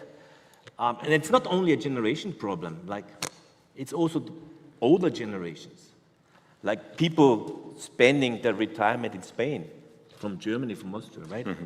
People go skiing onto the Alps, breaking their legs, because they think they're professionals. So we have to somehow look at the user, at the end user, right? What kind of benefit he will have from out of this exercise which we will be performing in the upcoming 2 years. And I think the large-scale pilots, both in education and social security, they create this big chance, because social security is very sensitive. We cannot do any experiments in social security. That's not possible. Because whenever we have a use case and somebody doesn't get his benefit of health care, of pension, then we fail. Because this could be rather fatal at the end. So I think this exercise which we will come up with in the next 2 years is a good opportunity to test this for the citizen. But not also for the citizen, there are a lot of other players around, like we have the universities, we have like social security institutions. I don't want that Mickey Mouse is running around in Europe with my EHIG, right? Showing my Hegel everywhere and consuming benefits, or Donald Duck or Disney or somebody else, right? Unless somebody films us now, records his voice, his face. Yeah. And what are you going to do next week? If you believe everything that all the various generative AIs and chat GPTs. Again, I keep on putting this because we cannot ignore. So Gert, when you say it's not about technology, I think you misunderstood a little bit the discussion we had before. It is not about technology. It's about the best use of technology. A trust framework is about business relations. Yes. I know. But the question is, I would guess, if you ask the auditorium here, like, who knows what is chain of trust and trust? I think most of them don't know. Because it's, for us, it seems to be something which we are familiar with, right? I'm not, because I'm new to this, right? I just had to train myself, because I'm I'm the youngest of the boy band here. Not in terms of age, but in terms of participating, right? In terms of participating, not in terms of age. So I had to learn a lot, but we need to somehow transform those concepts into society, right? And we have to explain a lot. And I think these 2 large-scale pilots are a very, very good opportunity to transform that into our communities. And I think that's why I'm here. And that's why I'm focused on business. I want to explain that to the community so that we can create that added value. I think people who can explain things coherently, clearly, in layman's language to decision makers is going to be the make or break of this project. We're technically still in the education thing, but this applies to everything, right? Most decision makers are not technology people, sadly. I know this from experience as to what happened in my microstate when we had to decide on what to do with blockchain credentials in 2017. When I came back all excited and said, we're going to do this. And the minister told me, I don't care about the technology. Is it good for students? Yes or no? And then the second question was, I repeated this, fine, you believe in it, you do it. Trust. End user, that's what people care about. So the original question we're talking about here is, how will DC4EU address these core business requirements, whether it's for education or social security? Now, can you envisage what the success story might be 2 years down the line? And that's the open question. Yeah, I can reflect on the business side a bit, because this is our task, our responsibility, and I'm glad that I hear a lot about the architecture that will solve the issues we have, the requirements we have. Yeah, I guess DC4EU will make a change in the social security and contribute significantly to the digitalization that we want to perform. Yeah.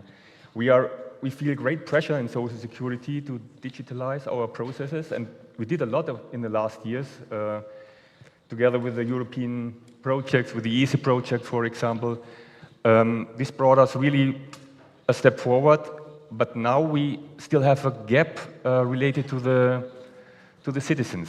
So EASY is dealing with the communication between the institutions, but our processes have to be digitalized until the end user, and this is what we are caring about. From my point of view, there are three stakeholders that are interested in this issue. Yeah? One is the governments in Europe, the ministries. We see that the single market is a huge pillar where we all are relying on. We need it for an economical, for the economical benefits. Yeah, and we see that with the PDA1, with the posting issue, we try to arrange things on an administrative level. But this was not completely satisfying in the last years. We did a lot in the member states to deal with it. A lot of member states created databases to store the PDA1 forms and to give verifiers the chance to check what they are presented by the verifying process. But in the past, it was not complete, the databases, the data quality was not that high. A lot of things changed already with the EASY project, but we are not at the end, still not. For us, it's important that we improve there. And in the last years, the social partners have not been happy with what is going on. One aspect is fraud and error that we cannot avoid at the present moment using paper forms being shown, PDA1 forms on paper. There's no way of revocation. There is no way of updating any forms, and this is an issue for the employers mainly because they want to have a flexible method. They want to contact the social security institutions on Friday in the afternoon and say, okay, on Sunday, somebody has to be posted to Spain or elsewhere to do a job there. And the social security institutions must deal with this and must be much more flexible like they are at the present moment. And there will be a solution provided from my point of view coming out of DC4EU with this trust model we have, with a higher flexibility, with revocation that we will include there and things like that. So this will close, from my point of view, an important gap. Yeah, besides this governance and the ministries, the institutions themselves want to digitalize. We are responsible for issuing PDA1, and we had this digitalization. We digitalized this process from claiming the PDA1, and now we are sending electronically through EASY to other member states, but we are not sending to the citizen itself. And this is a gap that we want to close, that our processes are complete and fully digitalized. This is what we want to get and to have. Yeah, and last but not least, as the citizens, from my point of view, are expecting this from us as the institutions. Myself, being a citizen, I'm wearing 30 or even more credentials in my pocket, on plastic, on paper, whatever, and I would be lucky to get rid of it and have them in a wallet. So has been now a bit focused to the PDA1. EHIG is another important story from my point of view, having hundreds of millions there. Also PDA1, we are issuing thousands of PDA1s every year. So this is really a business for us, and we can be more economic if we are improving and we get the results of DC4EU. So I'm just reflecting on the requirements we have from a business side. I see that the architecture is delivering most of the solutions we expect. And we will have further discussions in the next 2 years, and probably even later, what is needed and what we have to adapt in further iterations. Can I put a spanner in the works? I haven't heard much about interoperability. I'm hearing about coordination, social security coordination, for instance. Is it easier to have social security coordination because the nation states will say, this is the way we're going to do it, as opposed to education, where, for example, DG EAC will tell you, well, it's up to them. How are we going to make this work? The mic. Yeah.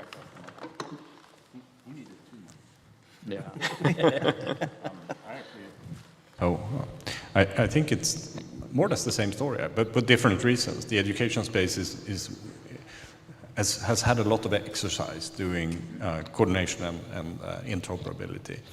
And that's because we basically have no money, right? So we have to interoperate in order to kind of make our budgets. There is no choice.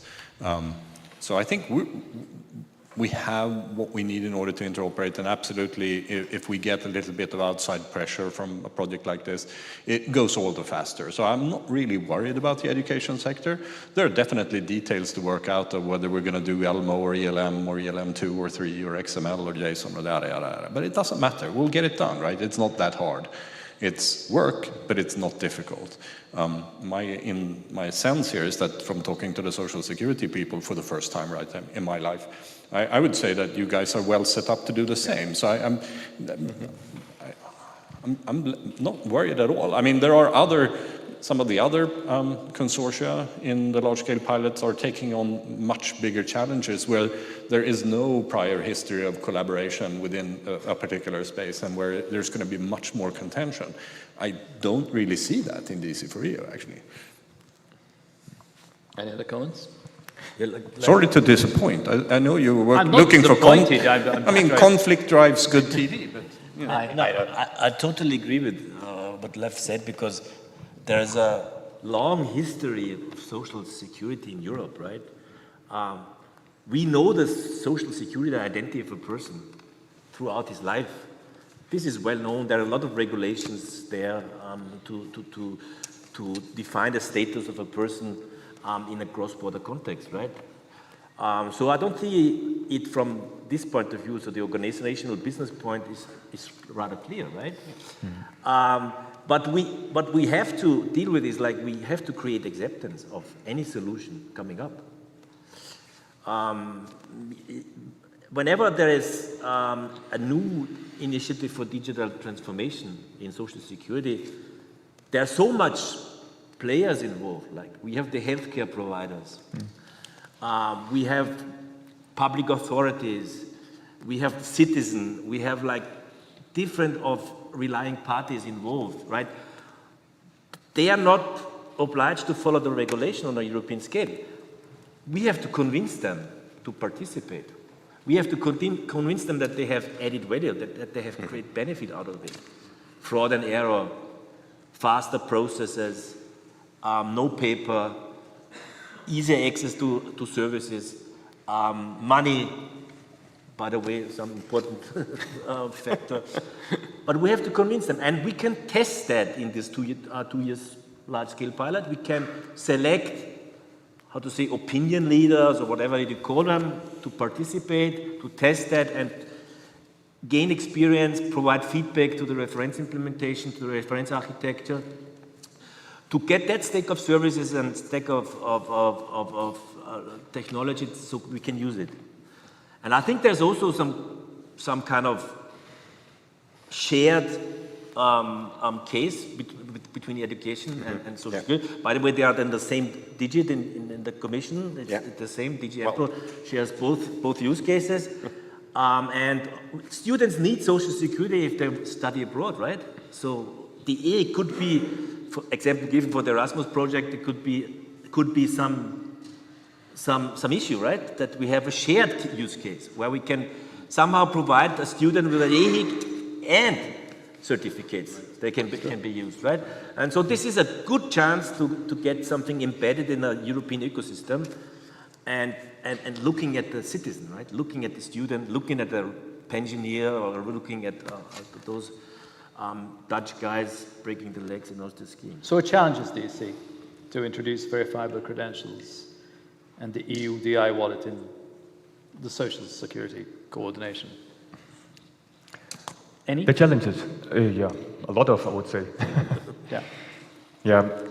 We were focusing now on PDA1 and EIC, but the number of use cases is quite big in the social security, and the number of participating institutions being responsible for a part of it is very high. That has been shown in the EASY project, where we had to convince and deal and work with a lot of institutions, thousands of institutions, and it will be the same now. With the PDA1, I say in Germany, it's a mess, I would say. A lot of institutions responsible for issuing a PDA1, and all of them have to be onboarded somehow, yeah? All of them will be issuers and will have to use the technique, not taking care about the volume they're having. No? So this is a big job for us, a big challenge during this piloting phase during these 24 months, to bring them on board, to have a knowledge transfer, and to get the feedback from them with their special needs, because this is what we want to gain, to have after the 2 years a quite sophisticated and useful for the everyday purpose for everybody involved. This is our goal. And so I guess we will have several iterations. Testing phase is planned to be quite long, so we will give the chance of feedback and improve the architecture, and then have a next iteration and see how this is fitting. We have issuers, we have verifiers in a huge number alone in Germany, and I know from other member states that are quite heterogeneous too. Yeah. This is a big challenge. Besides the great number of business use cases we could deal with, besides EHIC and PDA1. Just a question to the audience. Who knows what the EHIC is? Just raise your hand. Who knows what the EHIC is? So it's not even half of the people, right? And I think the EHIC, the European Health Insurance Card, is something very important for your social security, like if you're abroad. So it's really frustrating that half of the people don't know what the EHIC is, right? Because this is a fundamental instrument for your social security. And I think in terms of PDA1, it's even worse. Anybody knows what a PDA1 is? But if I can rephrase your first question a bit, who knows that with your health insurance at home, you can get care in another country? I think people don't know what the EHIC is, but they do know that there is a framework. But it was also not too much rate, yes. But it's very important. Like, I should have shown it. It's in my wallet. It's not in my electronic wallet, unfortunately, but it's in my analog wallet, or like a classical wallet. It's in there. I have to put it like whenever I've never used it, by the way, because when you go skiing in the Netherlands. Yeah. But I know to ski. But that's an important thing, and we have to. This is what we mean. We need to do also a lot of modern word marketing for our stuff, right? Any case, Gerd, the less the EHIC is tested, the better for the citizen, right? Yeah. And sorry, Alex, just a remark. And most of you should have a PDA1 with you today. This is another story. I guess no one of us has, but this shows the problem, because on paper it is not done, or so it should have to be done. And we could improve this, because it's a sensible mean, and all of you are posted today from your employer to here, and there we see this big need for this business use case. So when Alex brought up the EHIC use case, I was half expecting you to do the Oprah, everybody reach under their chair and pull out their EHIC card, because everybody gets an EHIC. But really, I was the thing that struck me because this is the kickoff meeting, but we've actually cheated a little bit. We've actually run a couple of workshops, right? And when we sat down between the education sector and the social security sector and started talking, it struck me how similar the challenges are, right? They're exactly the same. We call things by different names, but we have exactly the same challenges, right? There are similar scaling problems, there are similar structural problems, there are similar naming problems. And this is, after coming out of our first sort of exploratory workshops, I was totally calm about the project, because I knew that, well, we've already done all of these things. Well, we know how to do this stuff, right? So I'm not at all worried, right? And it's actually going to be quite a lot of fun, right? To adapt and apply some of the experience we've gained in education to other sectors. That's really exciting to me. Yeah. And that's why Social Security is very glad that we have education on our side, because they have experience on that. And they're tech guys and they know what they're doing. That's very important. We just pretend. As the key timekeeper, even though Arturo keeps on telling me in Spain it's 5 minutes later, 10 minutes later, yeah? I mean, I'm just wondering where we should have the last question, which to me is technical, yeah? What are the key capabilities of a common architecture in social security coordination and beyond in terms of verifiable credentials and the EUDI wallet? Or is it too late to ask this question, or do we care at this stage? It's never too late for this question. Too late, and I think it's not related to technology. It's related to the business capabilities, more or less. Like what can it do for the citizen, right? And that then we come with it. It creates trust and security. So we are going back into that, and we need that trust and security for the citizen. But we need the trust and security also for the institutions involved, like the social security institutions, which are issuing those credentials, right? They need also a trust what happens with their credentials, because it's an entry into the service landscape of social security. Any of these credentials creates or allows to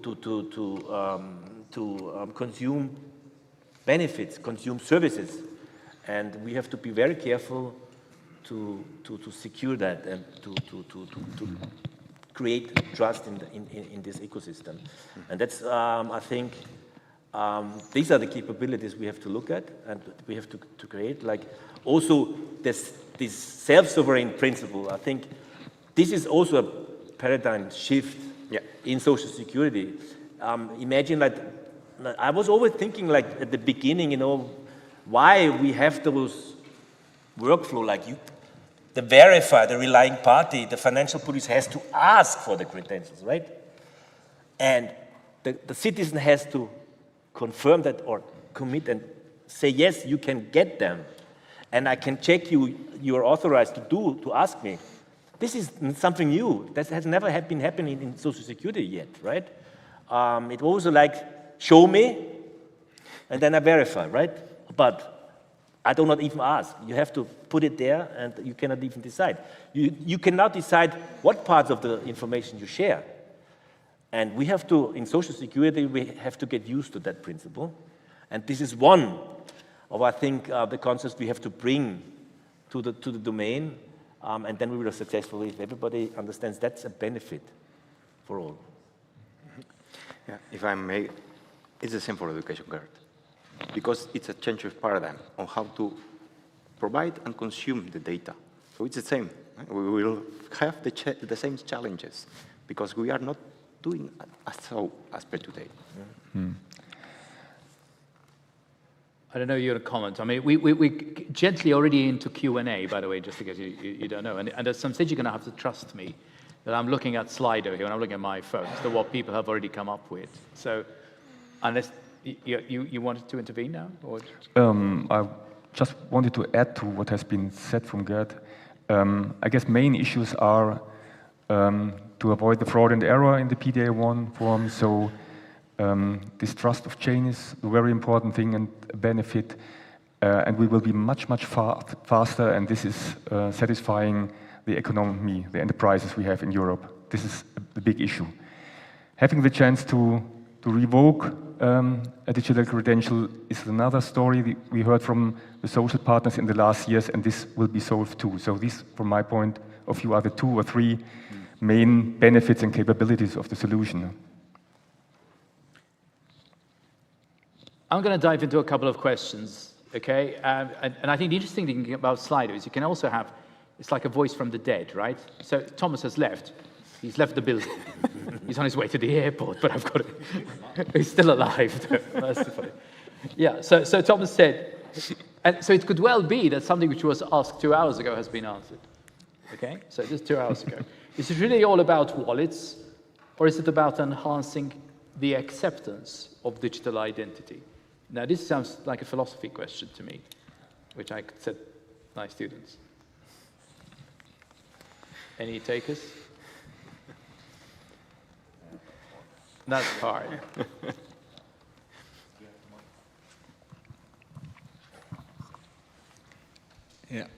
I think that we really have to be, we have to communicate about the basics of digital identity wallets, what they actually are, because there's a lot of people, we're kind of in a bubble of ourselves, that we've been working with these for a while. We think that we know what we're doing, we know the technology, we know the benefits, but there's still a lot of misconceptions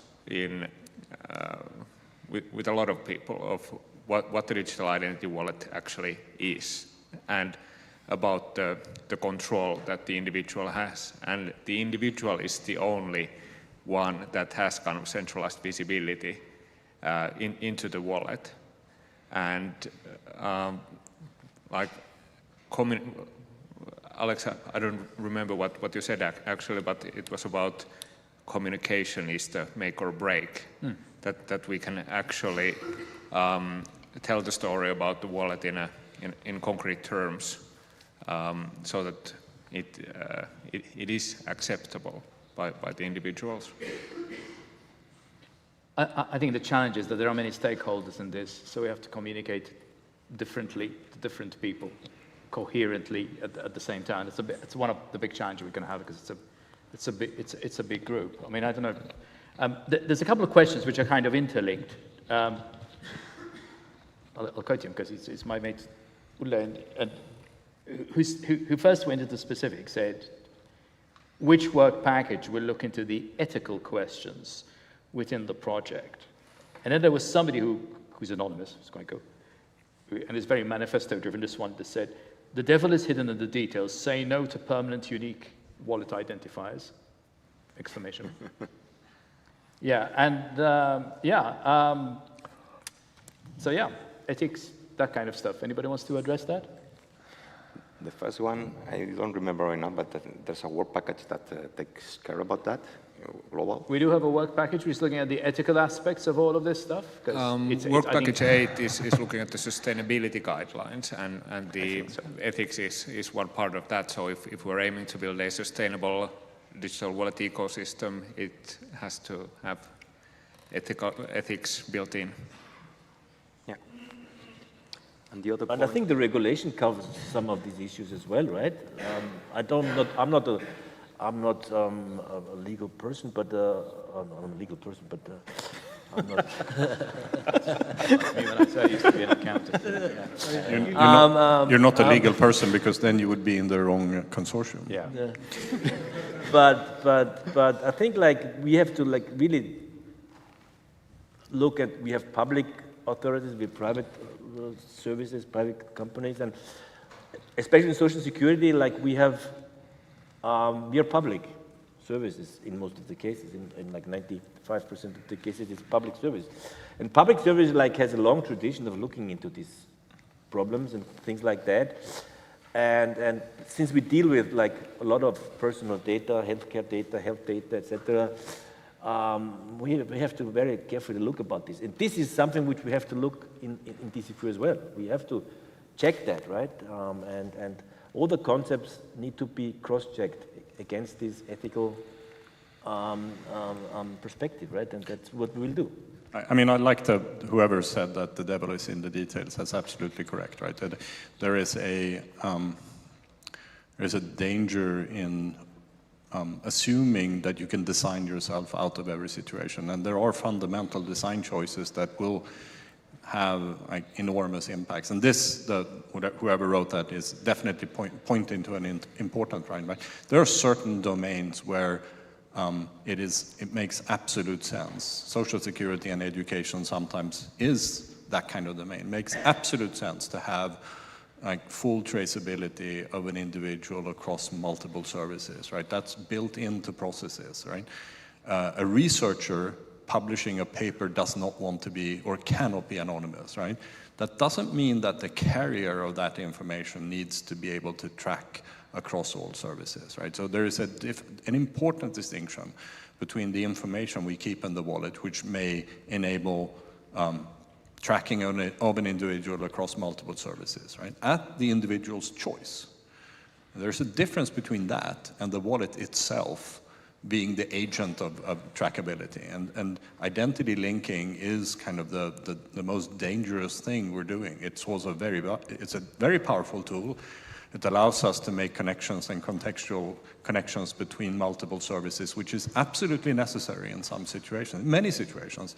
But as a kind of a universal thing, we would sprinkle across the internet. That's a very, very bad thing, and we have to be extremely careful how we build the wallet, right? That's one of the most important things we're going to be keeping track of, because if we're going to build a privacy-preserving tool, we need to be able to enable some of the most privacy-sensitive situations. We have those in research. We have researchers who work in places where it is dangerous to conduct research, right?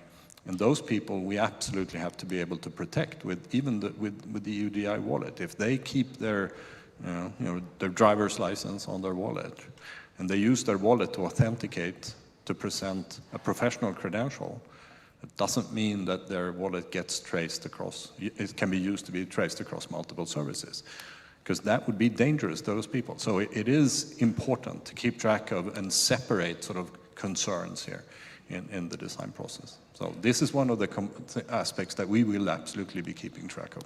Yeah, I also think this sounds maybe a little bit silly, but I'd like to think that all of the work packages are concerned about this. I think what we have here, and it's what makes me very excited about all of this. We have something truly new that we're doing. And I think it is important that we all keep our ears open for the debate in society, that we don't act like techies that just get the thing done and don't worry about legitimate concerns about surveillance state, linkability, leaking of personal information, all that kind of stuff. Those are valid concerns, and we need to be very in tune with movements in society that are worried about this, and we need to make sure that we come up with robust solutions that address some of these problems. So yes, it's on all of us. Yeah. Second part. About the unique identifier? No, because there's another question. I mean, we've veered from ethics into privacy or privacy, depending on which part of the Atlantic. No, you're from. Right? And I don't know if you guys remember. Do you remember a very old New Yorker cartoon which had a dog in front of a computer? You've got to be old to remember this, and it says, "When you're online, nobody knows if you're a dog." And from my point of view, in the old days, we used to think that was a good thing, actually. Because if you were in a country where, for instance, like my country, which is very small, right, where retribution could be very possible, if you said the wrong thing, say, against the government, you could be transferred from one government job on one island to another government job on another. That was deemed to be a good thing, that you could be anonymous. So you have to be aware of these things. So the question here says, with the enhanced ability to identify online with identity wallets, isn't there a risk of overuse by, wait for it, the private sector on websites and disappearance of anonymity? Yes. Yes. Okay, so that's kind of interesting, I think. So, I mean, that goes into, if you want the longer version of that also. No, it's good. I mean, I could do the longer version is, if you look at one of the other initiatives that Maya mentioned, the European data spaces and the data space for skills specifically, right? If you're looking at what DIA Skills is trying to do, they're basically trying to build a data ecosystem and a data market ecosystem for personal data connected to skills and lifelong learning. This is perfect, right? It's what you need in order to build like services around and data-driven decision models for lifelong learning and sort of job market restructure, right? That's why people are trying to build a data space for skills. The problem, of course, is that in order for that to work, in order for the current paradigm for data space skills to work, it requires individuals to share their data. And why do individuals share data? It's because they find something at the other end, right? You present them with, click here to share your data and we'll give you something else in return, right? Then there's a very short step from that into turning the individual into a product. And it doesn't matter if the EU or Facebook does it, if you do it the wrong way, it's still bad for the individual. So you have to be really careful about how we do these things so as not to turn the individual into a product just because we can with the wallet, right? And I have no good answer to that right now. No, and here is where the scalability argument cuts both ways. A lot of these things, in theory, could have been done before. If I go to buy some alcohol and I have to show that I'm over 18, there is nothing that stops the people in the shop from taking a copy of my ID and start sharing it with their friends. However, that's completely impractical to do that at scale. What we have built is systems that can do it at scale. And the one thing I'm sure of is that if you build something that allows for a certain use, there will be people that are trying to use it that way, and we need to be super careful about that. Just to complement on that space for skills, there will be several roles. Citizens will be one, and the technology that will be applied is fully aligned, just for our concern. And again, it's like people started getting worried. You can see it on this guy. Okay, so will the wallets contain any biometric data? How can we ensure that using wallets will remain voluntary for individuals if accepting the wallet will be mandatory both in public and the private sector? Just also like from a real life perspective, like in social security, there will be no way that we still have paper in the future, right? Because we cannot like keep a certain group of society out of the system, right? And we know that certain groups will never use apps or don't even use smartphones, right? So in social security, we have to be accessible. And that's the way. And so we need, and that will be also part of our journey, we have to check how we can compare, how we can combine this kind of two groups to share one common solution. So we have accessibility, we do not exclude any groups, but we have the benefits of the digital transformation as well. Okay, so biometric data, yes, no, maybe? So I think that's quite a hard problem, and I think that that will definitely depend on the underlying technology. I think it will be a discussion with primarily the platform vendors to look at sort of how biometrics fits into this. I don't necessarily think that biometrics is something you keep in the wallet, but it might be used as a means of access to the wallet, depending on how you build it. But you know, biometrics is one of those things where you have to be very, very careful because it can create some really, really bad security problems if you do it wrong. It's hard to revoke also. It's extremely hard to revoke your biometric. It's a Cuban plastic surgeons, possibly. But, yeah, one question to annoy people here, maybe. You know, isn't it the fact that most here don't know EHIC or don't have a PDA-1 sign-on, and that these two just serve bureaucracy rather than offering a true service to citizens? Yeah, this is. Are you just doing things to have a good job for the next many years? This is something really like. The source of this, I had a lot of discussions on these issues in the past 20 years. That's why there's not too much understanding what means social security in Europe, right? So what kind of principles we have for social security? Social security is a fundament of European society since like 50, 60 years. And the EHIC is a card which allows you to assess services and benefits. And this is not the bureaucratic stuff, it's a benefit for you. If you get ill here, you get high fever, you are treated free with your card. You do not have to pay any money.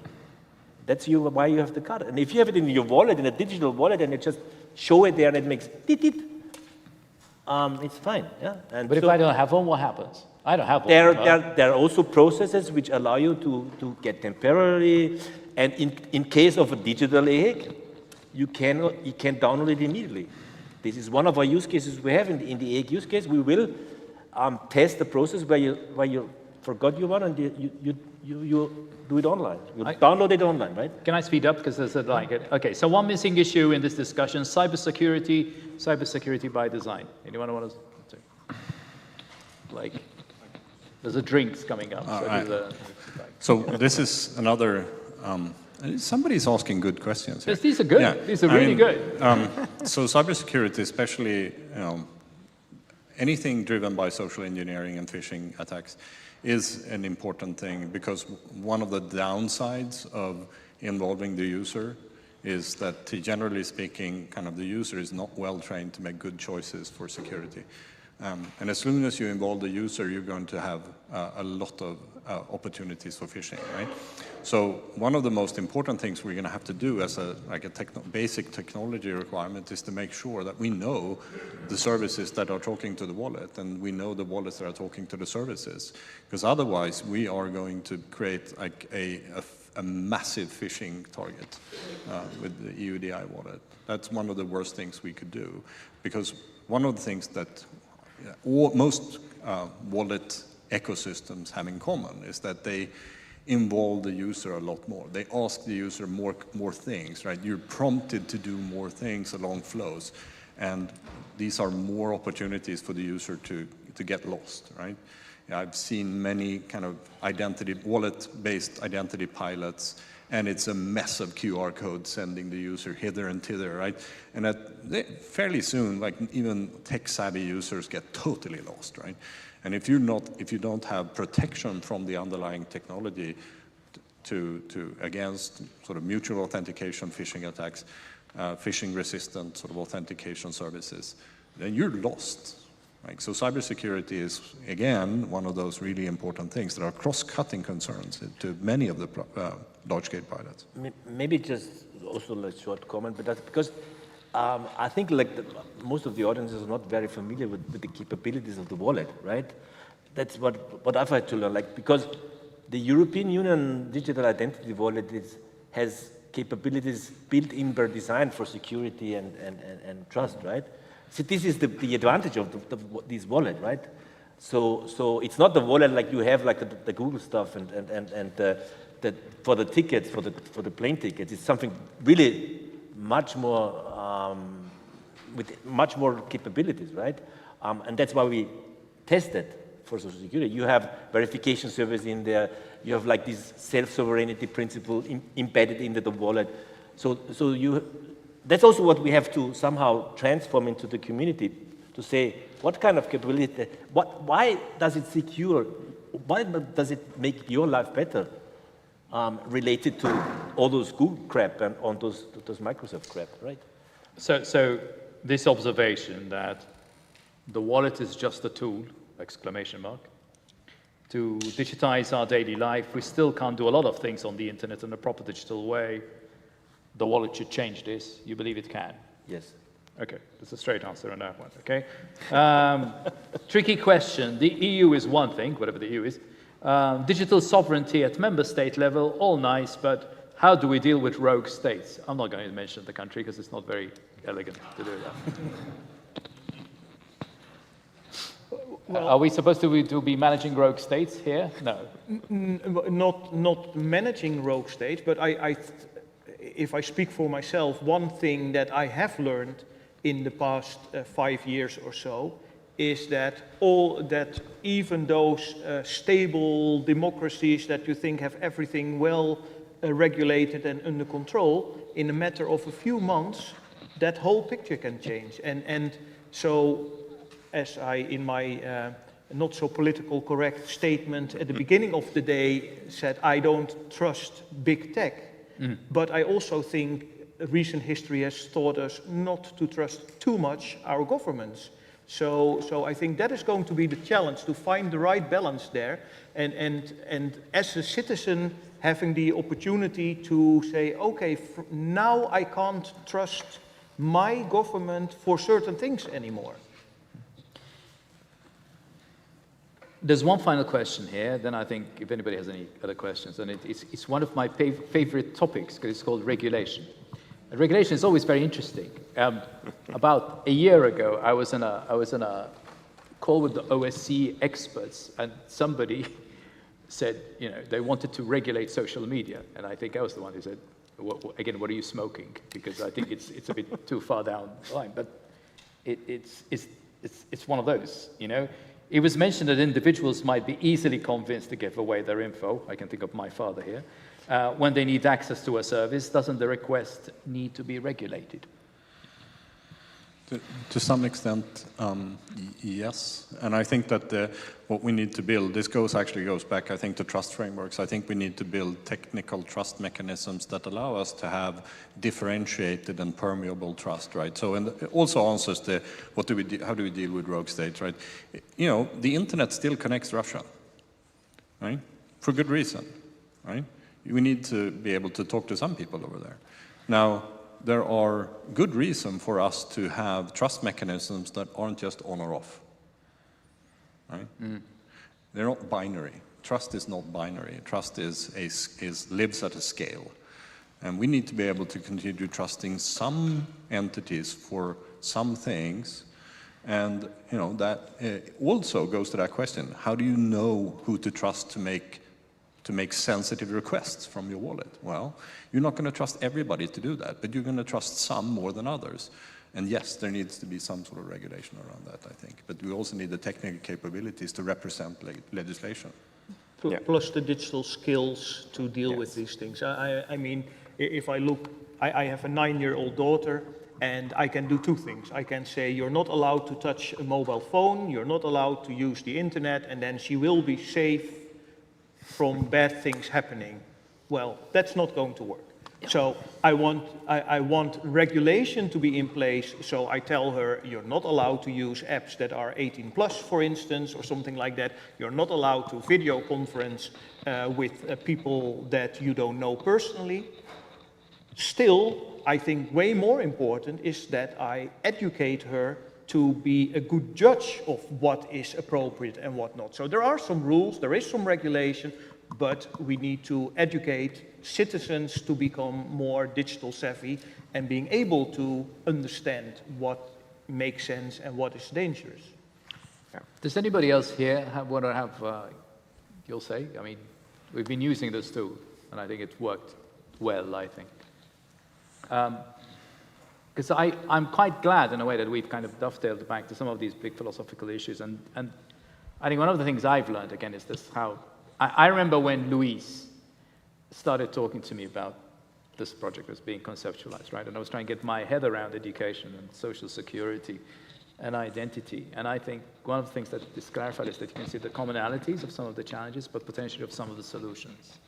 And my hope is that as we start now, that you have a bit more comfort, those of you, all of us in this project, that people are trying to get something done. And I'll hold you at your word. It's not just about research projects, even though they're important because those people are multipliers, but citizens are multipliers too. And I think, so that's why I think the fascination of this project is that it's complex, but I think it's trying to deal with real life situations. So unless there's anything else, I think, just to add, and it would not only be boys working on the project, right? Yeah, we're just like we're sorry about the gender issue here today. We have our team is behind. It's like female power. Yes. So next time we'll have an all-women panel. Okay, we promise you. Okay. Thanks very much for your time.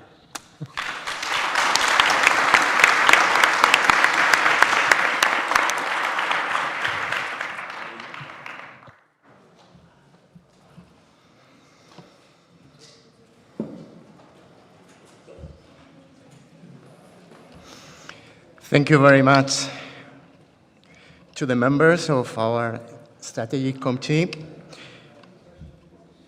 That's been a very, very interesting conversation about this beautiful project where, as has been said, it's not only about technology, but about citizens and making their lives easier.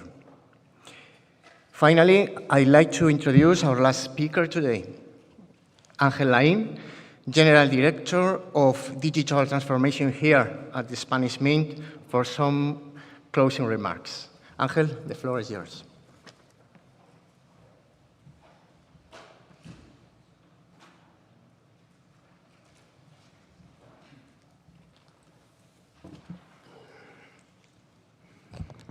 Thank you very much, Ángel. Good afternoon, everyone. First of all, I promise you that my speech will be short and sweet, so we can go to lunch as soon as possible. We are so glad to organize this kickoff meeting and very proud of being part of the DC4EU consortium.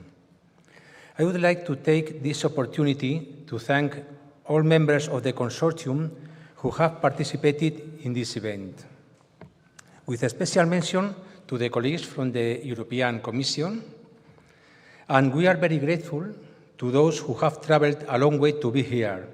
We sincerely hope you enjoy your stay in Madrid.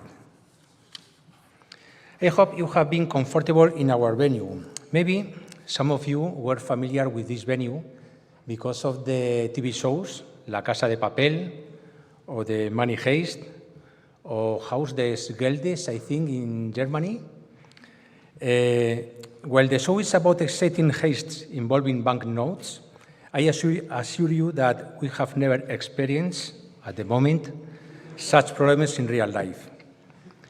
Now we are in the FNMT Museum, the Royal Mint Museum, but this building houses the facilities where many security products are manufactured. All of them following strict security measures, such as circulating and collector coins, security labels, smart cards, official identification documents, such as the national identity card, driving license, or passports, among many other products. We are also a qualified trust service provider. For example, every day we issue more than 15,000 qualified electronic certificates for citizens, public administrations, legal persons. Every month we issue more than 17 million of qualified electronic timestamps. We are involved, in the end, in the production of security products and the provision of digital services, especially in the digital identity context. Additionally, we have deployed a node of the European blockchain services infrastructure in these facilities. On top of that, the FNMT has been actively participating in the working groups of EPSI and EIDAS, under the leadership, of course, of the Spanish Ministry of the Economic Affairs and Digital Transformation. Therefore, our participation in this consortium is a key factor for us. DC4EU will build the way towards a new digital identity model, including qualified electronic attestations of attributes. Furthermore, the presence of educational and social security institutions as relying parties and verifiers is a key element for testing the model based on the European Digital Identity Wallet. I don't want to go on any further because Santiago Graña and Maya Madrid have explained perfectly the objectives and the perspectives of the consortium. In addition, we have heard this morning the interesting conclusions of the roundtables about 3 pillars of DC4EU: education, security, social security, and the European Digital Identity Wallet as a key component of the future proposal EIDAS regulation. I want especially to thank the invaluable insights of those of you that have participated in these roundtable sessions and, of course, in the yesterday's workshops. I'm sure that DC4EU is going to be a successful and, of course, an enriching experience for all of us, and together we will contribute to build the future of the European digital identity. Okay, it's already a bit late. I am not going to go on anymore. I wish to thank you once again for your participation, and especially to the team who have made it possible to hold this event. Thank you very much. Now, one moment, please. Now we are going to have a little lunch. But before of that, please, we want to take a photo to the leaders of the workshops and the member of the strategic committee. So after the photo, we will go up to the 3rd floor and we will come or have lunch. Thank you very much.